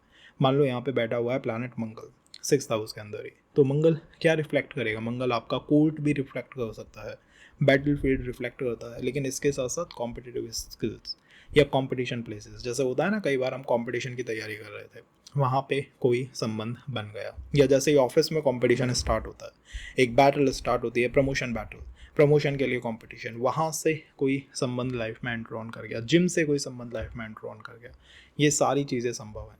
और हमेशा ये ध्यान रखिएगा कि दारा कारक जहाँ बैठा है उससे हमें 7वां भाव भी देखना है, तो 6ठे में बैठा है, 12th को भी देखना है। अनुष्का शर्मा के चार्ट में बैठा 5th में है, बट 11th से जीवन साथी ले आता है, तो 12th भाव में भी क्या क्या चीज़ें होती हैं इसको एक बार देख लेना चाहिए। अगर हम रेड फ्लैग की बात करें तो रेड फ्लैग में मैं कहता हूँ कि यहाँ पर बस रोमांस नहीं होता है, मतलब दारा कारक अगर 6th में हो, 5th वर्सेस 6th में, तो 5th में तो कम्प्लीटली क्या रोमांस होगा, 6th में it not like romance, 6th में इट इज़ मोर अबाउट कि जिम्मेदारियाँ कौन संभालेगा, रिस्पॉन्सिबिलिटीज़ कौन संभालेगा, डिफ़िकल्ट टाइम में कौन स्टैंड करेगा, कौन रूटीन को संभालेगा, कौन प्रॉब्लम सॉल्व करेगा। यहाँ मैरिज मोर देन प्रैक्टिकल आपको होती हुई दिखाई देगी दैन द इमोशनल और दैन द वर्ल्डली अलाइनमेंट, कि भैया ये करेंगे वो करेंगे, ये ट्रैवल वो नहीं। यहाँ पर रियल क्वेश्चंस, प्रैक्टिकल क्वेश्चंस जो हैं प्ले करते हैं बहुत स्ट्रांगली। तो पहले देख लेना चाहिए कि इन प्रॉब्लम्स का क्या आंसर है, कौन इनको संभालने वाला है, और अपने आप को बस यहाँ पे लिमिट करना चाहिए कि हमें बहुत रोमांटिसाइज नहीं करना है टू द रिलेशनशिप। ये एक बात हुई। अब बात आती है कि दारा कारक के साथ यहाँ बैठा कौन है या कैसी और अलाइनमेंट बनी हुई है। अगर यहाँ शुक्र बैठा है तो मैं ये कहूँगा कि आपको बस अपना घर या प्लेस चेंज कर लेना चाहिए, आपका रिलेशन वर्कआउट करेगा, क्योंकि शुक्र का क्या है, 6ठा भाव मरण स्थान है। तो ज़्यादातर पता दिक्कत क्या आती है, ज़्यादातर दिक्कत ये आती है यहाँ रिलेशनशिप में या संबंध में कि हमें वो जिस स्थान पे हम हैं वो सपोर्ट ही नहीं करता। ऑफिस सपोर्ट नहीं कर रहा है, फैमिली सपोर्ट नहीं कर रही है, नियर बाय लोग सपोर्ट नहीं कर रहे, रिलेटिव सपोर्ट नहीं कर रहे। तो बेस्ट क्या अप्रोच है, आप जगह छोड़ दीजिए, लोगों से थोड़ी दूरी बनाइए, डिस्टेंस बनाइए, एंड ये आपको सपोर्ट करना शुरू कर देगा। Got it. प्लेस चेंज करना, जगह चेंज कर लेना। आप किसी ऑफिस में हैं और आपका संबंध नहीं चल रहा, ऑफिस को चेंज करके देखो मेरे भाई। अगर यहाँ शुक्र हो तो मैं यही सीधा सजेशन है, कोई इफ और बट की बात नहीं है। मैं नहीं कहूँगा आपका 7th लॉर्ड या उपद लगन भी यहाँ है तो इस तरह से भी चीज़ें हो जाएंगी, नहीं। हमारा फोकस ये होना चाहिए कि मुझे बस ये जगह बदल लेनी है, ठीक हो जाएगा।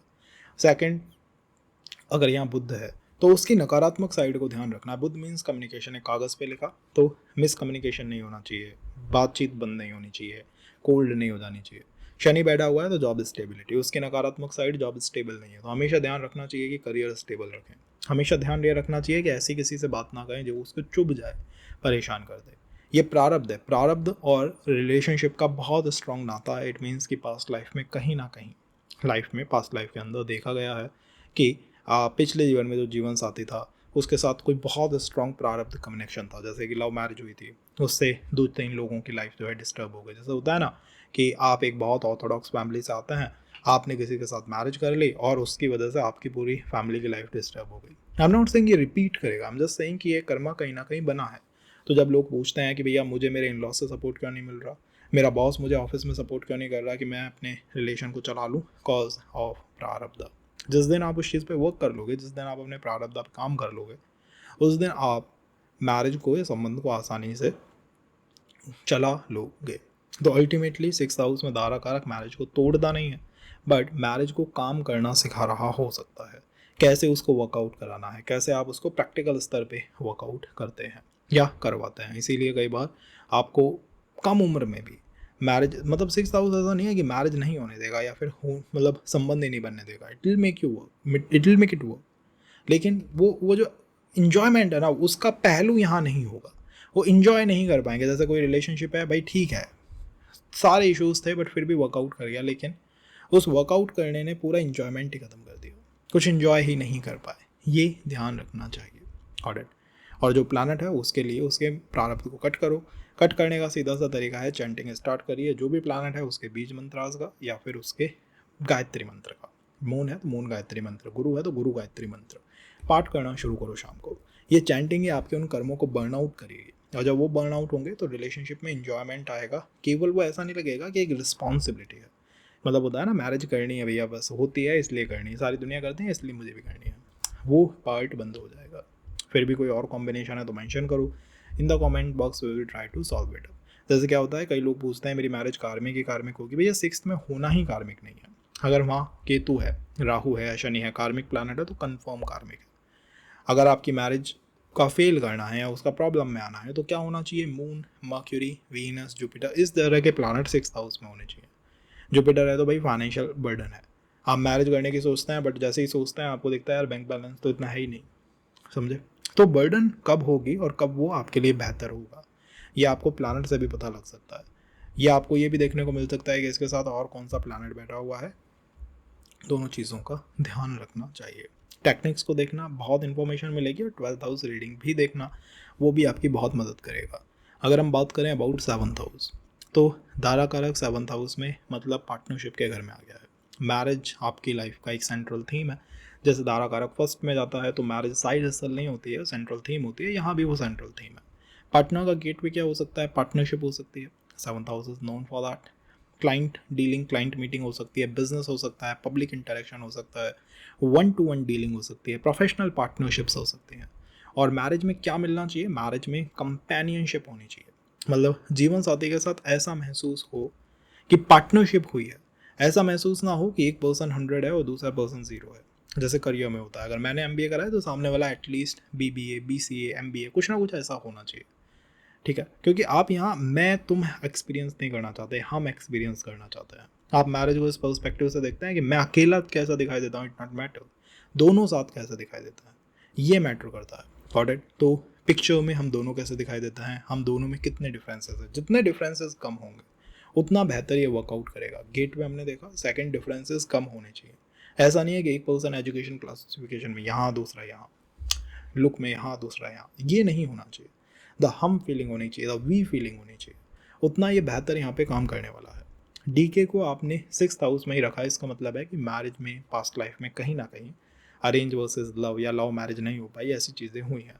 तो राइट नाउ आपने क्या करा, आपने रिलेशनशिप के प्लानट को उठाया और मैरिज के भाव में रख दिया। आपने कहा कि भैया अब इस जीवन में तो रिलेशनशिप वर्क करनी ही करनी चाहिए।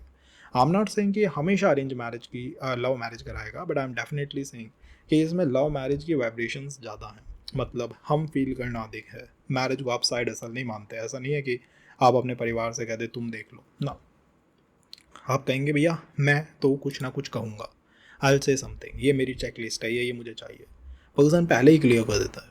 ये सेकंड चीज़ है। कार्मिक होगी अगर दारा कारक यहाँ रेट्रो है या कंबस्ट है या फिर वो राहु केतु या शनि इन प्लानटों के साथ है, इट इज़ कार्मिक। कार्मिकली अच्छी हो सकती है अगर यहाँ वो अच्छा फील कर रहा है। जैसे यहाँ पर मान लीजिए शुक्र है और शुक्र की उच्च राशि 12 नंबर में बैठा है, इट गोना फील गुड।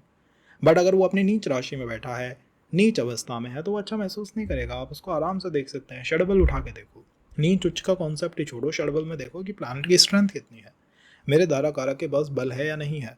अगर उसके पास स्ट्रेंथ नहीं है, it means you are not feeling good about it. But अगर उसके पास पावर है, you are feeling good about it. जैसे होता है कि जीवन साथी जैसे ही आपकी लाइफ में आया और आपका दारा कारक शेड्यूल में अच्छी स्थिति में 1 2 3 नंबर पे आता है, तो क्या हो सकता है, पार्टनर के आते ही आप इंट्रोवर्ट से एक्सट्रोवर्ट हो गए, आप बिजनेस डीलिंग अच्छी करने लगे, आप 1 to 1 इंटरेक्शंस अच्छे करने लगे, आपकी पब्लिक डीलिंग बेहतर हो गई, प्रमोशंस के चांसेस बन गए। और अगर वहीं वो कम स्थिति पे 8 नंबर 7 नंबर 6 नंबर लड़खड़ा रहा है, पीड़ित है, तो क्या होगा, पार्टनर का आपकी लाइफ में आना और आप इंट्रोवर्ट हो जाओगे, डरने लग जाओगे, हर चीज़ से डर होगा, हर चीज़ में इनसिक्योर फील करोगे। दैट इज़ वॉट द दाराकार का डू इन द 7th भावा। वो करता है, या तो पार्टनर आपको दुनिया के साथ जोड़ देगा या दुनिया से डिस्कनेक्ट कर देगा। अब कैसे कर सकता है, मान लो 8th का लॉर्ड है, आपका दाराकार है, 8th आपका इन लॉज है, 8th आपका मैरिज सस्टेनेबिलिटी है। दिन बार यही सोचोगे मैरिज सस्टेन होगी या नहीं, इन लॉज कुछ गलत ना कह दें। अगर आपका दाराकारक शेड्यूल में कमज़ोर है तो 5 6 7, अब ये तो आप आराम से चेक कर सकते हैं, इसके लिए तो आपको उच्च नीच चेष्टा बल एंड ऑल इन चीज़ों में नहीं जाना है। Open your schedule chart. और अगर यही मजबूत है तो क्या होगा, आपके इन लॉज आपका सपोर्ट कर देंगे।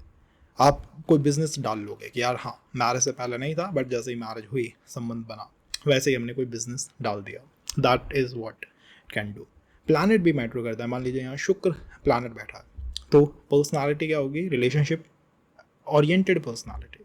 अट्रैक्शन देखने को मिलेगा, कंपेनियनशिप हमें अच्छी या फिर ज़्यादा देखने को मिलेगी। अब अगर यहीं डी के 7th में है लेकिन वो मंगल है, स्ट्रॉन्ग अट्रैक्शन है बट स्ट्रॉन्ग ओपिनियंस भी हो सकते हैं आपके और आपके पार्टनर के।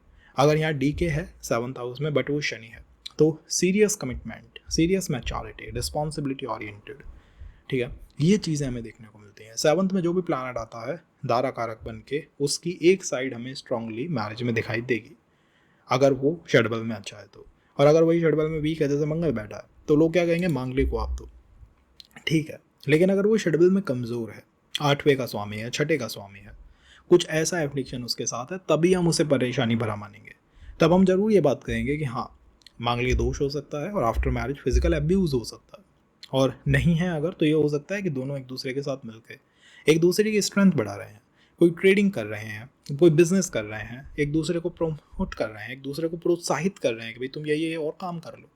Got it. तो प्लैनेट 2 भी वो डिपेंड करता है, जैसे जुपिटर यहाँ है, तो क्या होगा, गाइडेंस मिलेगी, विजडम, ग्रोथ ओरिएंटेड स्पाउस मिलेगा। डी के अगर यहाँ बुध है तो क्या होगा, कम्युनिकेशन एंड इंटेलेक्चुअल कंपैटिबिलिटी अच्छी देखने को मिलेगी। Got it. तो जो भी प्लैनेट है वो अपनी पॉजिटिव साइड तब दिखाएगा जब वो शेड्यूल में मजबूत है।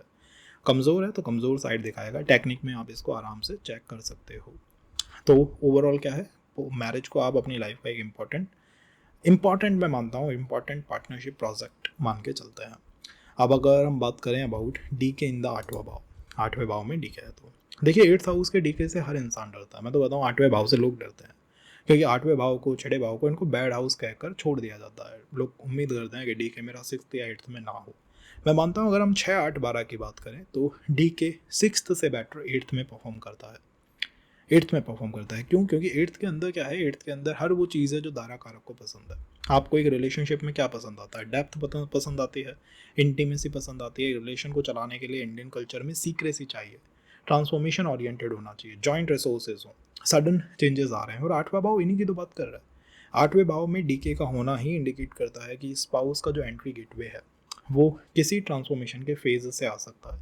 जैसे आपने अपनी क्लासेस में अपनी 12th के बाद कॉलेज में जाने का शुरू करा, तो एक बिग ट्रांसफॉर्मेशन आपकी लाइफ में हुआ और कोई संबंध आपका बन गया। That is one thing. Secrecy है कि एक छुपा हुआ संबंध है, लोगों को नहीं पता, बट देयर इज अ संबंध दैट इज गोइंग ऑन, वो हो सकता है। तीसरा, डेप्थ हो सकती है, बहुत डेप्थ हो सकती है, बहुत गहराई हो सकती है संबंध के अंदर। सरफेस लेवल के रिलेशनशिप या सरफेस लेवल के डिस्कशन या बातचीत शायद आपको पसंद ही ना आए। आपकी डिमांड होगी कि भाई ट्रस्ट होना चाहिए, इंटीमेसी होनी चाहिए, इमोशनली अवेलेबल होना चाहिए सामने वाले व्यक्ति। और जनरली दार अगारक अगर 8th में है तो एक प्रॉब्लम देखने को मिलेगी, that your partner somehow will have some emotional issues. कुछ इमोशनल चैलेंजेस उस व्यक्ति के साथ होंगे। 2 3 4 दिन बात करने के बाद यू विल अंडरस्टैंड कि वो व्यक्ति या उसका चाइल्डहुड बहुत ट्रॉमेटाइजिंग रहा है, बहुत डिस्टर्ब रहा है, बहुत परेशानी भरा रहा है। 8th हाउस में दारा गारक होने का मतलब क्या है कि हम दुनिया के साथ जो नहीं कर पाते हैं ना, वो स्पाउस के साथ करना चाहते हैं। हम वो बातें स्पाउस के साथ करना चाहते हैं या वो साइड स्पाउस को दिखाना चाहते हैं जो दुनिया में आप किसी को नहीं दिखा सकते। इसीलिए दारा कारक 8th में होता है। कई बार तो लोग ये कहते हैं कि भैया 8th में है ना, इसलिए बेकार है, मैरिज को छोड़ देता हूँ। तो मेरा सेकंड क्वेश्चन उनसे ये होता है कि आप दुनिया से जिन चीज़ों को छुपाते हैं और जिनके बारे में ये सोचते हो कि बस मैं इनको छुपा के अपने ही अंदर रख के बैठा हूँ, किसी को बताऊँगा नहीं, और उनसे आप कभी कभी परेशान फील करते हो कि मेरी ये बातें तो कोई जान ही नहीं पाया, कि ये आप केवल अपने जीवन साथी को बता सकते हैं। इसलिए द मैरिज इज़ इम्पॉर्टेंट है, रिलेशनशिप इज़ इम्पॉर्टेंट है। क्योंकि हो सकता है कई बार डी के इन द 8th हाउस आप एक बहुत मैच्योर पर्सन है, आप परेशान रहते हैं बट अपने परिवार को नहीं बताते कि मैं परेशान हूँ, मैं डिस्टर्ब हूँ, बट स्पाउस को बता सकते हो। Got it. तो हमने वेज देखे, अप्रोच देखी, अब हैं कुछ कॉम्बिनेशंस, जैसे कि मून अगर यहाँ है तो दारा कारक एज अ मून है या दारा कारक के साथ मून जुड़ा हुआ है, तो इमोशनल वल्नरेबल होना हमें देखने को मिलेगा पार्टनर के अंदर। दारा कारक यहाँ पर मान लीजिए शुक्र के साथ है या शुक्र बैठा है, तो रिलेशन में रोना बहुत हो सकता है। या फिर भी मैं ये कहूँगा कि इंटेंस अट्रैक्शन और इंटेंस इंटीमेसी मंगल या शुक्र एज अ प्लैनेट लेके आता है। अगर यहाँ मंगल बैठा है तो फिर आप ये मान के चलिएगा कि इंटेंस जो अट्रैक्शंस होता है, मतलब मंगल से ज़्यादा इंटेंस अट्रैक्शन और कोई प्लैनेट नहीं दे सकता। चाहे वो पैशनेट रिलेशनशिप की हम बात करते हैं तब ये प्लैनेट काम आता है। और अगर यहाँ शनि बैठा हुआ है तो वो रिस्पॉन्सिबिलिटी देगा, कई बार वो फियर भी दे देता है, कुछ इनसिक्योरिटी भी दे देता है। और अगर यहाँ राहु है या राहु के साथ आपका दारा कारक है तो कुछ अनयूजुअल एक्सपीरियंस हो सकते हैं, अनप्रेडिक्टेबल हो सकता है। दो बातें यहाँ देख सकते हैं कि मैरिज का पूरा ग्राफ अनप्रेडिक्टेबल है। मतलब हो सकता है आपकी फैमिली ने आपसे कहा है कि हम तुम्हारी मैरिज के बारे में सीरियस नहीं है, बट साइड बाय साइड वो संबंध देख रहे हो, और इस तरह की सिनेरियो। अब जिस तरह का प्लैनेट है उस तरह की चीज़ें होंगी। नेगेटिव ये तब वर्क करेगा जब यहाँ पर बेनिफिक प्लैनेट जैसे मून, वीनस, जुपिटर ये बैठे हुए हों, तब आपको एक स्ट्रगल दिखाई देगी रिलेशन में। और अगर वहीं शनि है, मंगल है, ऐसे प्लैनेट है, तो आप अपने रिलेशन के लिए फाइट करेंगे, सामने वाला आपके लिए फाइट करेगा। शेडबल में देख लेना, जो प्लैनेट बैठा है उसका शेडबल अच्छा होना चाहिए, मजबूत होना चाहिए। अगर वो कमज़ोर है तो फिर आपका रिलेशन जो है एक अधूरी इच्छा बन के रह जाएगा, और अगर वो मजबूत है तो वो रिलेशन आपकी हर अधूरी इच्छा को फुलफिल कर देगा, कंप्लीट कर देगा। 9th हाउस पे चलता है तो 9th house is all about एक ब्रॉडर वर्ल्ड। मतलब 9th हाउस वो भाव है जिसकी कोई सीमा ही नहीं है, ये आपको दुनिया के साथ जुड़ता है। हायर एजुकेशन का भाव है, ट्रैवल का भाव है, आपके डिफरेंट सिटी, डिफरेंट कल्चर को दिखाता है, आपकी फिलॉसफी को दिखाता है, आपके धर्म को दिखाता है, टीचर्स को दिखाता है, लॉन्ग डिस्टेंस रिलेशंस को दिखाता है। अब ये आपके स्पाउस का गेटवे हो सकता है। क्या स्पाउस के गेटवे हो सकते हैं? यूनिवर्सिटी हो सकती है, ट्रैवल हो सकती है, प्रोफेशनल एजुकेशन हो सकती है, फॉरेन ट्रैवल से मिल सकता है, डिफरेंट कल्चर से मिल सकता है, टीचर से मिल सकता है, स्पिरिचुअल प्लेस से मिल सकता है, एनवायरनमेंट से मिल सकता है, मेंटर के नेटवर्क से मिल सकता है। इतनी बातें समझे। बट 9th में इन बातों के अलावा तीसरे भाव में जहाँ जहाँ से स्पाउस आता है वो भी मैटर करता है। कई बार पार्टनर क्या होगा आपकी लाइफ में, फिजिकली बाद में आएगा, डिजिटली पहले आएगा। कई लोग यहाँ पे क्वेश्चन करेंगे, लिखेंगे कमेंट में, अरे नहीं यार हमारा तो है ना सेम सिटी से आया था, बट सेम सिटी तीसरे भाव से है। Got it. तो तीसरा भाव भी एक बार चेक करना। मैरिज में व्यक्ति को चाहिए क्या? आफ्टर गेटवे उसको ग्रोथ चाहिए, ग्रोथ ओरिएंटेड। आप ये चाहते हैं कि संबंध के बाद आपकी दुनिया छोटी ना हो जाए, मतलब आपका पार्टनर आपको लिमिट ना करे, बड़ी होनी चाहिए लाइफ। अगर आप ऐसे जीवन साथी के साथ मिलते हैं जो फर्स्ट डेट में ही कहता है कि भैया तुम्हें मुझसे शादी करनी है ना तो परिवार को छोड़ना पड़ेगा, and you are just not interested थे, आप ये चाहते हैं कि आपकी लाइफ में ग्रोथ हो, आपकी लाइफ बड़ी हो, वो लिमिट ना करे, छोटी ना हो जाए। आप आफ्टर मैरिज सीखें, दुनिया में ट्रैवल करें, एंजॉय करें, एक्सप्लोर करें, पार्टनर के साथ आप अपने वर्ल्ड को एक्सपेंड करें। That's what you are looking for. अब अगर हमें कॉम्बिनेशंस देखें तो 9th में राहु जैसा कॉम्बिनेशन नहीं होना चाहिए, बिकॉज उसका एम कैसा है, मरता है, वो कमज़ोर होता है, उसकी सिचुएशंस डिफिकल्ट होती है।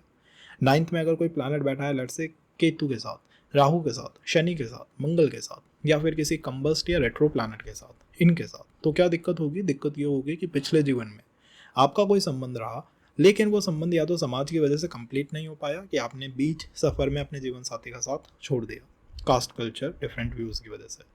तो अगर 9th हाउस में आपका प्लैनेट नीच का है या फिर राहु केतु के साथ है तो ये ध्यान रखिएगा कि आप अपने जीवन साथी में एक नई दुनिया ढूंढ रहे हैं, बट वो अपनी दुनिया के लिए आपको छोड़ देता है।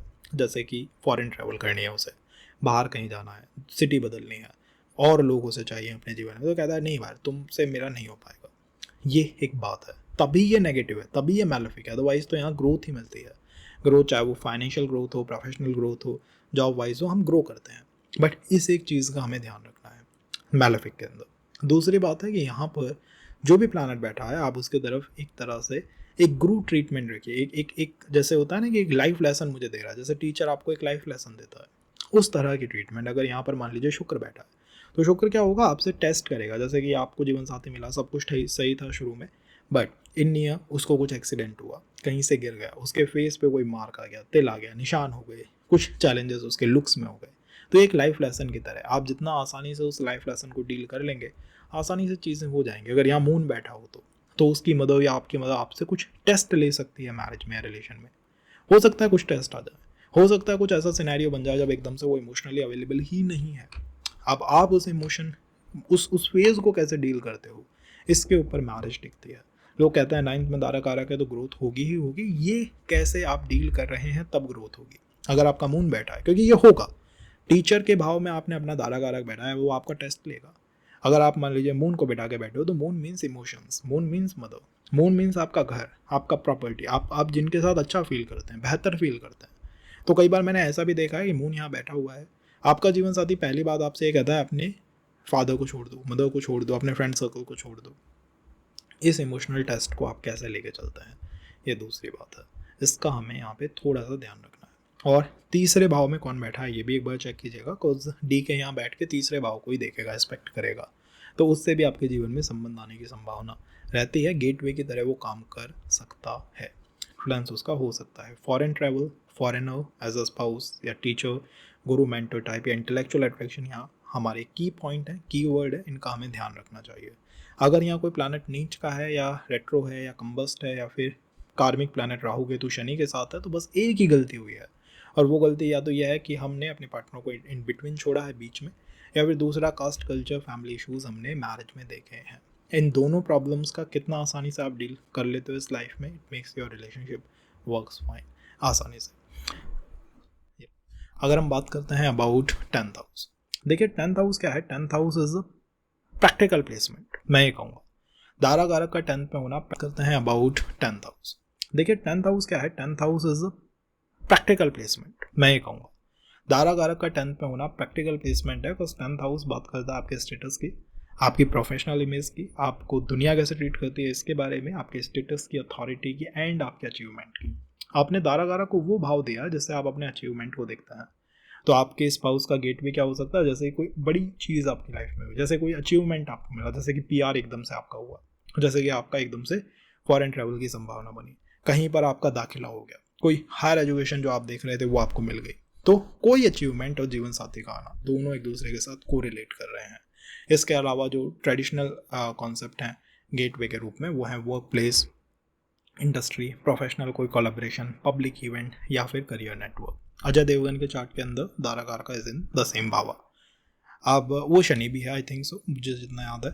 तो उनका जो मिलना हुआ है वो एक मूवी के ही एनवायरमेंट में या फिल्म वर्क एनवायरमेंट में हुआ है। तो इस तरह से आप इसको प्रैक्टिकली देख सकते हो। बट कहानी यहीं तक लिमिट नहीं होती है, बिकॉज 10th हाउस में बैठा डी के आपके 4th हाउस को देखेगा। तो यह आपके लिए मस्ट है कि आप अपने चौथे भाव को भी चेक करें। कई बार घर से, परिवार से, फैमिली से भी आपके जीवन में संबंध बन सकते हैं। सिंपल लाइन तो ये हो सकती है कि आप अपने कलीग से ही शादी करोगे, because 10th is all about कि भैया मेरा जैसा ही जो व्यक्ति है ना ऑफिस में, उसी से मैं शादी कर लूँ। लेकिन बेहतर प्रेडिक्शन ये है कि आप अपने करियर को इंपॉर्टेंस देंगे, आप अपने करियर को मैरिज से भी ज़्यादा इंपॉर्टेंस दे सकते हैं। या मैं ये कह सकता हूँ करियर आपके जीवन में स्पाउस लेके आता है। मैरिज एक इंपॉर्टेंट इवेंट है, लेकिन उसके पहले करियर में अच्छी अचीवमेंट हो जानी चाहिए, स्टेबिलिटी आ जानी चाहिए। आपकी सोशल स्टेटस, सोशल इमेज ही मैरिज को प्ले आउट करती है। अगर आप अपनी फैमिली में देखते हैं कि वो social image is not that great fine, नहीं है, या फिर कई बार यहाँ क्या होता है, दारा कारक अगर एफ्लिक्टेड है या राहु केतु शनि या रेट्रो कंबस्ट ऐसा कुछ है उसके साथ, तो लोग कहेंगे कार्मिक है। हाँ भाई कार्मिक है, बट क्यों कार्मिक है? पिछली लाइफ में हो सकता है स्टेटस की वजह से आपने अपने पार्टनर को छोड़ा हो, पिछली लाइफ में हो सकता है कि करियर में अचीवमेंट नहीं हो रहे थे, जीवन साथी छोड़ दिया, या फिर तीसरा इंपॉर्टेंट पहलू, और वो ये है कि हम प्रोफेशन को, अपने काम को इतनी प्रायोरिटी देते हैं कि हमें मैरिज के बारे में इतना सोचना नहीं है। या फोर्थ पॉइंट ध्यान से इंपॉर्टेंट, और वो तब बनता है जैसे कि इस जीवन में क्या होगा, एक इंगेजमेंट हो गई, वो टूट गई, एक रिलेशन था वो टूट गया, उसके बाद हमें मैरिज में समझ में आता है यार हाँ कर्मा था और ये रियल कर्मा था। अब कोई अगर कहे कि भाई दारा कारक प्लैनेट भी इन्फ्लुएंस करेगा, करेगा, सिंपल बात है। अगर बुध बैठा हुआ है तो बुध इंडिकेट क्या करता है, बुध इंडिकेट करता है all about business, communication, media, commerce, in industries को। तो यहाँ से कोई व्यक्ति आ गया, आपके बुध आपके मैटरनल अंकल आंट को इंडिकेट करता है, तो वहाँ से कोई लाइफ में आ गया। आपका बैठा हुआ है मान लीजिए जुपिटर, तो जुपिटर क्या इंडिकेट करता है, जुपिटर इंडिकेट करता है टीचिंग को, एजुकेशन क्लासेस को, ठीक है। या फिर कुछ पॉजिटिविटी मीन्स जैसे ही प्रमोशन होता है, ग्रोथ के कुछ चांसेस बनते हैं, लाइफ में कोई व्यक्ति हमें देखने को मिलता है। Got it. तो इस तरह से प्लैनेट जो बैठा है वो इम्पैक्ट करेगा, बट उसकी वही साइड इम्पैक्ट करेगी। जैसे अगर मून बैठा है तो मून मीन्स मदर, ठीक है, कि मदर इम्पैक्ट डाल रही है, मदर का प्रभाव आ रहा है। लेकिन मदर का भी 10th हाउस क्या कहता है, करियर क्षेत्र, उनके काम का क्षेत्र, जहाँ पर उनका कोई भी वर्क अलाइनमेंट है। तो मान लीजिए आपकी मदर जो है वो कुछ वर्क करती है, कोई उनका करियर है स्पेसिफिक, तो उस करियर में जो लोग जुड़े हुए हैं ना, जो भी एम्प्लॉयड है, उनके थ्रू भी कोई व्यक्ति आ सकता है। तो main approach, main layer career responsibility ही होती है। प्लैनेट उसे थोड़ा सा शेप कर देता है। हमने गेटवे को देखा है, कार्मिक रीजंस को देखा है, इन कार्मिक चीज़ों पे वर्क करना चाहिए। इस जीवन में अगर आप ऐसा देखते हैं कि आपकी फैमिली में पहले ही स्टेटस में कुछ नुकसान हो चुका है, जैसे कि किसी का एंगेजमेंट ब्रेक हुआ, किसी का संबंध ब्रेक हुआ, तो मेरा सजेशन है कि आप उस चीज़ पे अभी से वर्क करना शुरू कर दीजिए, क्योंकि ये एक इम्पॉर्टेंट एंड सिग्निफिकेंट कर्मा है पास्ट लाइफ का, जिसमें कोई ऐसी चीज़ हुई थी, ड्यू टू मैरिज हुई थी। और मुझे लगता है कि आपकी मैरिज या आपका रिलेशन एक बार ये कर्मा कंप्लीट हो जाए, वर्कआउट कर जाए। जैसे क्या होता है, कई बार यहाँ दारा कारक बैठा है, कंबस्ट है, संबंध आपका फेल कर गया। अजय देवगन के साथ भी होता है, पहला ही संबंध वर्क नहीं करता, उससे पहले आई थिंक 2-3 संबंध फेल करता है, ठीक है। तो उनका फेल करना भी नेगेटिव नहीं है, कर्मा को एग्जॉस्ट होना है। वो इंडिकेट करता है कि जैसे जैसे कर्मा एग्जॉस्ट होगा, आप अपनी लाइफ में ज़्यादा प्रोफेशनली अचीव कर पाओगे, बेहतर कर पाओगे, अचीवमेंट आपकी बेहतर होंगी, क्योंकि पास्ट लाइफ में आपने due to your career, due to your status, due to your name fame, due to your father किसी संबंध को ब्रेक करा है। तो गेटवे प्लस कर्मा प्लस अच्छा है, बहुत अच्छा है, बट अच्छे के अंदर अच्छे प्लैनेट वहाँ बैठे हो। कार्मिक प्लैनेट जिन्हें हम कहते हैं केतु, राहु, शनि, रेट्रो, कंबस्ट, ऐसी कुछ सिग्निफिकेंट चीज़ें नहीं होनी चाहिए। शेडबल और देख लेना, टेक्निक के अंदर मैंने एक्सप्लेन करा है कैसे मैरिज से कुछ पॉजिटिव आउटकम निकलता है इन द शेडबल अप्रोच। अब हम देखते हैं 11th हाउस। तो देखिए 11th हाउस क्या है, आप मुझे बताइए कि 11th हाउस क्या है। 11th हाउस वो सारी चीज़ें हैं जो आपको जीवन साथी के साथ जोड़ती हैं, बट 11th हाउस में दारा कारक का होना मीन्स जीवन साथी पिछले जीवन की कोई अनकम्प्लीट डिज़ायर की तरह है। 11th हाउस रिफ्लेक्ट करता है आपके फ्रेंड को, आपके सोशल सर्कल को, आपके कम्युनिटीज़ को, प्रोफेशनल नेटवर्क को, लार्ज ऑर्गेनाइजेशंस को, म्यूचुअल कॉन्टैक्ट्स को, गेन्स को, एक्सपीरियंस को, इन सब चीज़ों को आपका 11th हाउस दिखाता है। आपकी एस्पिरेशंस को दिखाता है, आपकी इच्छाएं, आपकी डिज़ायर्स को दिखाता है, क्या क्या मैं अचीव करना चाहता हूँ और जिसके लिए मैं झुकूंगा नहीं। होने को तो तीसरा भाव भी डिज़ायर है, बट तीसरा भाव ऐसी डिज़ायर है जिनके लिए मैं झुक जाता हूँ कि यार मुझे जो है वो आज गेम खेलने जाना है, फैमिली ने कहा नहीं जाना है तो मैंने कहा ठीक है नहीं जाना। 11th में आप फाइट करते हो उस चीज़ के प्रति, आप लड़ जाते हो उस चीज़ के प्रति। तो 11th में दारा कारक होना ही इंडिकेट करता है कि आप अपने जीवन साथी के लिए बिल्कुल लड़ जाओगे। Got it. वो आपकी अंतिम डिज़ायर है, लास्ट डिज़ायर की तरह है। अब यहाँ पर अगर वो कार्मिक है, जैसे वो रेट्रो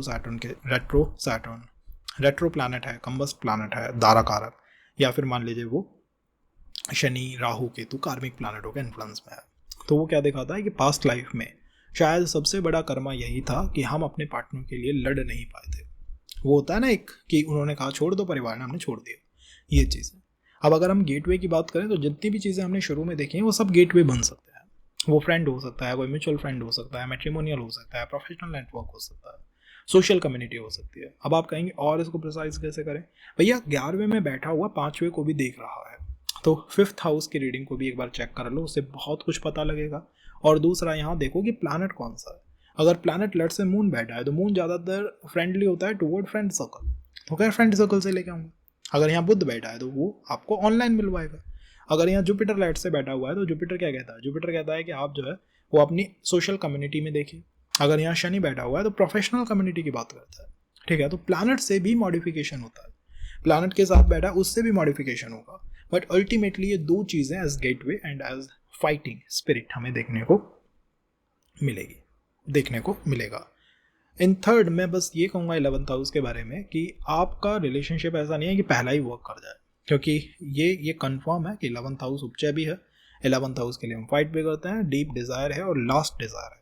तो जीवन साथी लास्ट डिज़ायर की तरह है, बहुत जल्दी संबंध, आसानी से संबंध, जल्दी होने वाले संबंध नहीं इंडिकेट करता है, कहता है टाइम लगेगा, इट गोना टेक टाइम। तो आपकी भी वही अप्रोच होनी चाहिए, भैया इट गोना टेक टाइम, ठीक है। और 11th का लॉर्ड अगर मान लीजिए आपका 2nd में बैठा है तो मैरिज के बाद आपकी फाइनेंशियल ग्रोथ को कोई नहीं रोक सकता। अगर ये 11th का लॉर्ड आपकी मान लीजिए लगन में बैठा है तो आप क्या होगा, जैसे ही आपकी मैरिज होगी, संबंध होगा, आप खुद को एक्सप्लोर करना शुरू कर दोगे, खुद से रिलेटेड इंपॉर्टेंट इवेंट हमें देखने को मिल जाएंगे। तो मैरिज के बाद ये हो सकता है कि आपकी पर्सनालिटी बदल जाए, नेटवर्क चेंज हो जाए, आप एकदम से ग्रोथ करना शुरू कर दें, लाभ होना शुरू हो जाए।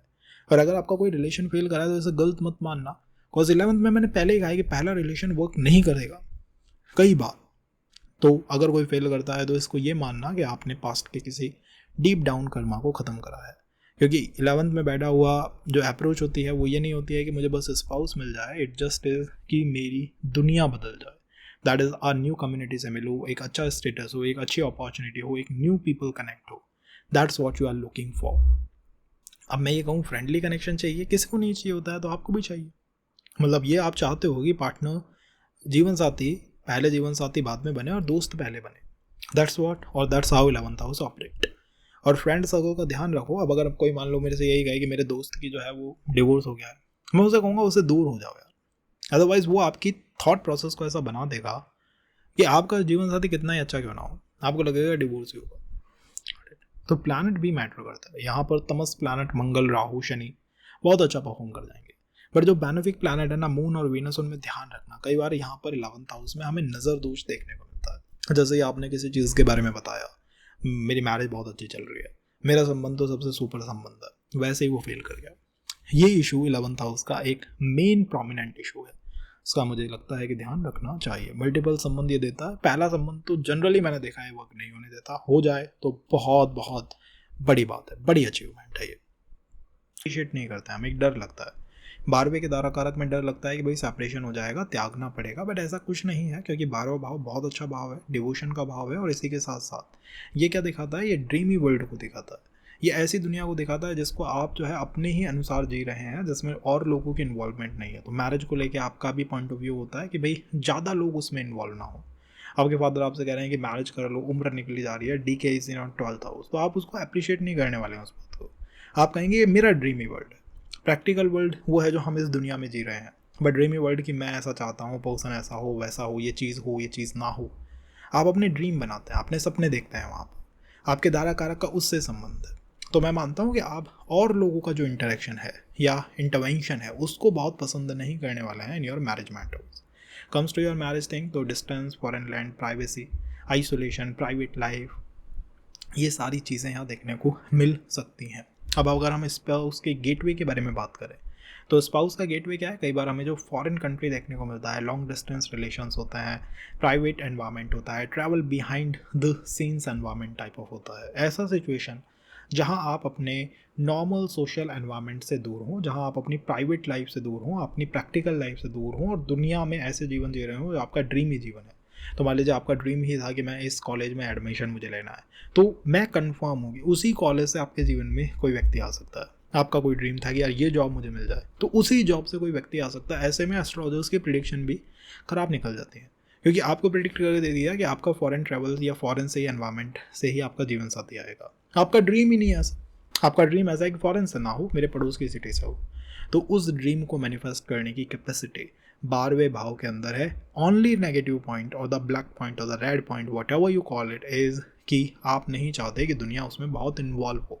मैंने ऐसे ऐसे रिलेशंस 12th हाउस में वर्क करते हुए देखे हैं जो पूरी तरह, जब आप किसी एस्ट्रोलॉजर को बताते हो तो फिल्मी स्टोरी टाइप लगता है कि भैया तुम क्या बता रहे हो, तो कोई फिल्मी स्टोरी लग रही है, बट इट वर्क करता है। और जैसे ही आप बता देते हैं, फैमिली को पता लगा, फ्रेंड सर्कल को पता लगा, वही चीज़ें आप काम करना नहीं चाहते हैं। तो आप अपने रिलेशन को जितना प्राइवेट दुनिया में रखेंगे, प्राइवेट लाइफ की तरह रखेंगे, उतना वो बेहतर है, और जितना उसको प्रैक्टिकल बनाएंगे उतना वो मुश्किल है। 12th में मान लो हम प्लैनेट की बात करें, वीनस बैठा है, तो कोई रोमांटिक प्राइवेट रिलेशनशिप होनी चाहिए, कोई स्ट्रॉन्ग बॉन्ड होना चाहिए। अगर यहाँ पर बुध बैठा है, तो बुध क्या है, लॉन्ग डिस्टेंस रिलेशनशिप रखेगा, ऑनलाइन कनेक्शन रखेगा, प्राइवेट कनेक्शंस को रखेगा। आपका DK है पर राहु के साथ है, तो फॉरेनर कोई हो सकता है, अनयूजुअल एक्सपीरियंस हो सकता है, डिजिटल हो सकता है, अनकन्वेंशनल रिलेशनशिप हो सकता है। वहीं अगर यहाँ शनि बैठा हुआ है तो डिस्टेंस होगी, रिस्पॉन्सिबिलिटी होगी, सेपरेशन भी हो सकती है। मतलब ऐसे कुछ सर्कमस्टांसेस बन सकते हैं, बट पूरी तरह मुझे लगता है कि वो प्राइवेट की ही अप्रोच या एक टेंडेंसी में होना चाहिए। अगर वो बहुत ज़्यादा सोशल है, बहुत ज़्यादा ओपन है, बहुत ज़्यादा पब्लिक ओरिएंटेड है, it not going to work out that way. अगर 12th हाउस में अकेला है, कोई सेपरेशन नहीं है, 12th लॉर्ड अगर स्ट्रांग है इन द षडबल, तो भी ये बहुत अच्छा है। क्योंकि ध्यान रखिएगा कि 12वां भाव आपके जीवन का एक महत्वपूर्ण भाव है, इससे आप मोक्ष को अचीव करते हैं, मतलब आप प्रॉब्लमों से बाहर निकलते हो। आप एक ऐसे व्यक्ति के बारे में सोचिए जिसकी एज जो है वो 35-36 है, उसका दारा कारक 12th में बैठा है, उसका करियर वर्क नहीं कर रहा, तो इतनी सारी प्रॉब्लमों में इस समय घिरा हुआ है। बट षडबल में उसका दारा कारक बहुत पावरफुल है, शनि है, 36 पे मैच्योर होता है, तो उसकी मैरिज होती है और मैरिज होते ही वो बहुत प्रॉब्लमों से निकल जाता है। तो आपके जीवन साथी के हाथ में आपकी समस्याओं से आज़ादी की चाबी है, इसका ध्यान रखिएगा बहुत ज़्यादा। कई बार क्या होता है कि 11th का लॉर्ड 12th में बैठा है, 11वें का स्वामी 12वें में, हम क्या सोचते हैं, अरे यार जो जीवन साथी आएगा ना ये मतलब फ्रेंड जैसा होगा, बट इनडायरेक्टली आपने अपने दोस्तों को अपने रिलेशन के बारे में बताया, जैसे ही बताया वो फेल कर गया, क्योंकि 11th इज फ्रेंड सर्कल। आप जैसे ही उसके बारे में बताएंगे, कुछ कहेंगे, पॉसिबल है कि वो सिचुएशन फेल कर जाए, वो सिनेरियो फेल कर जाए। तो ये हमेशा आपको ध्यान रखना चाहिए कि योर दाराकार का is your private life, you better keep it private रखने की कोशिश करो, अपने तक रखने की कोशिश करो।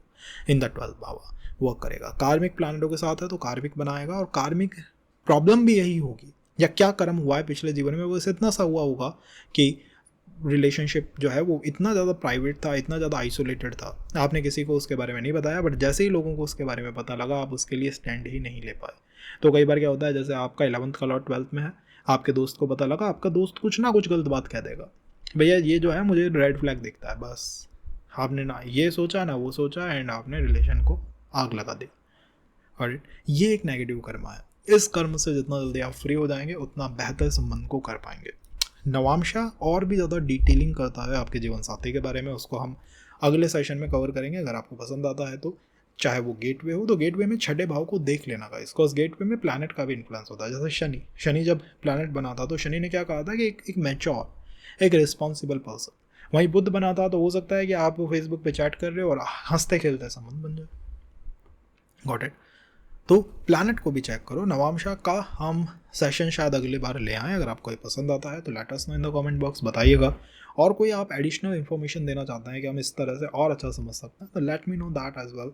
आई ट्राई कि मैं उस पर भी कुछ काम कर सकूँ, उससे भी ओरिएंटेड कुछ बना सकूँ। अब हम कुछ टेक्निक के बारे में बात करेंगे शुरुआती होता सेशन, तो उनको ज़रूर चेक कर लेना। The technique will help you understand कि it going to work in a positive way और a negative way. This is for this session, be in touch.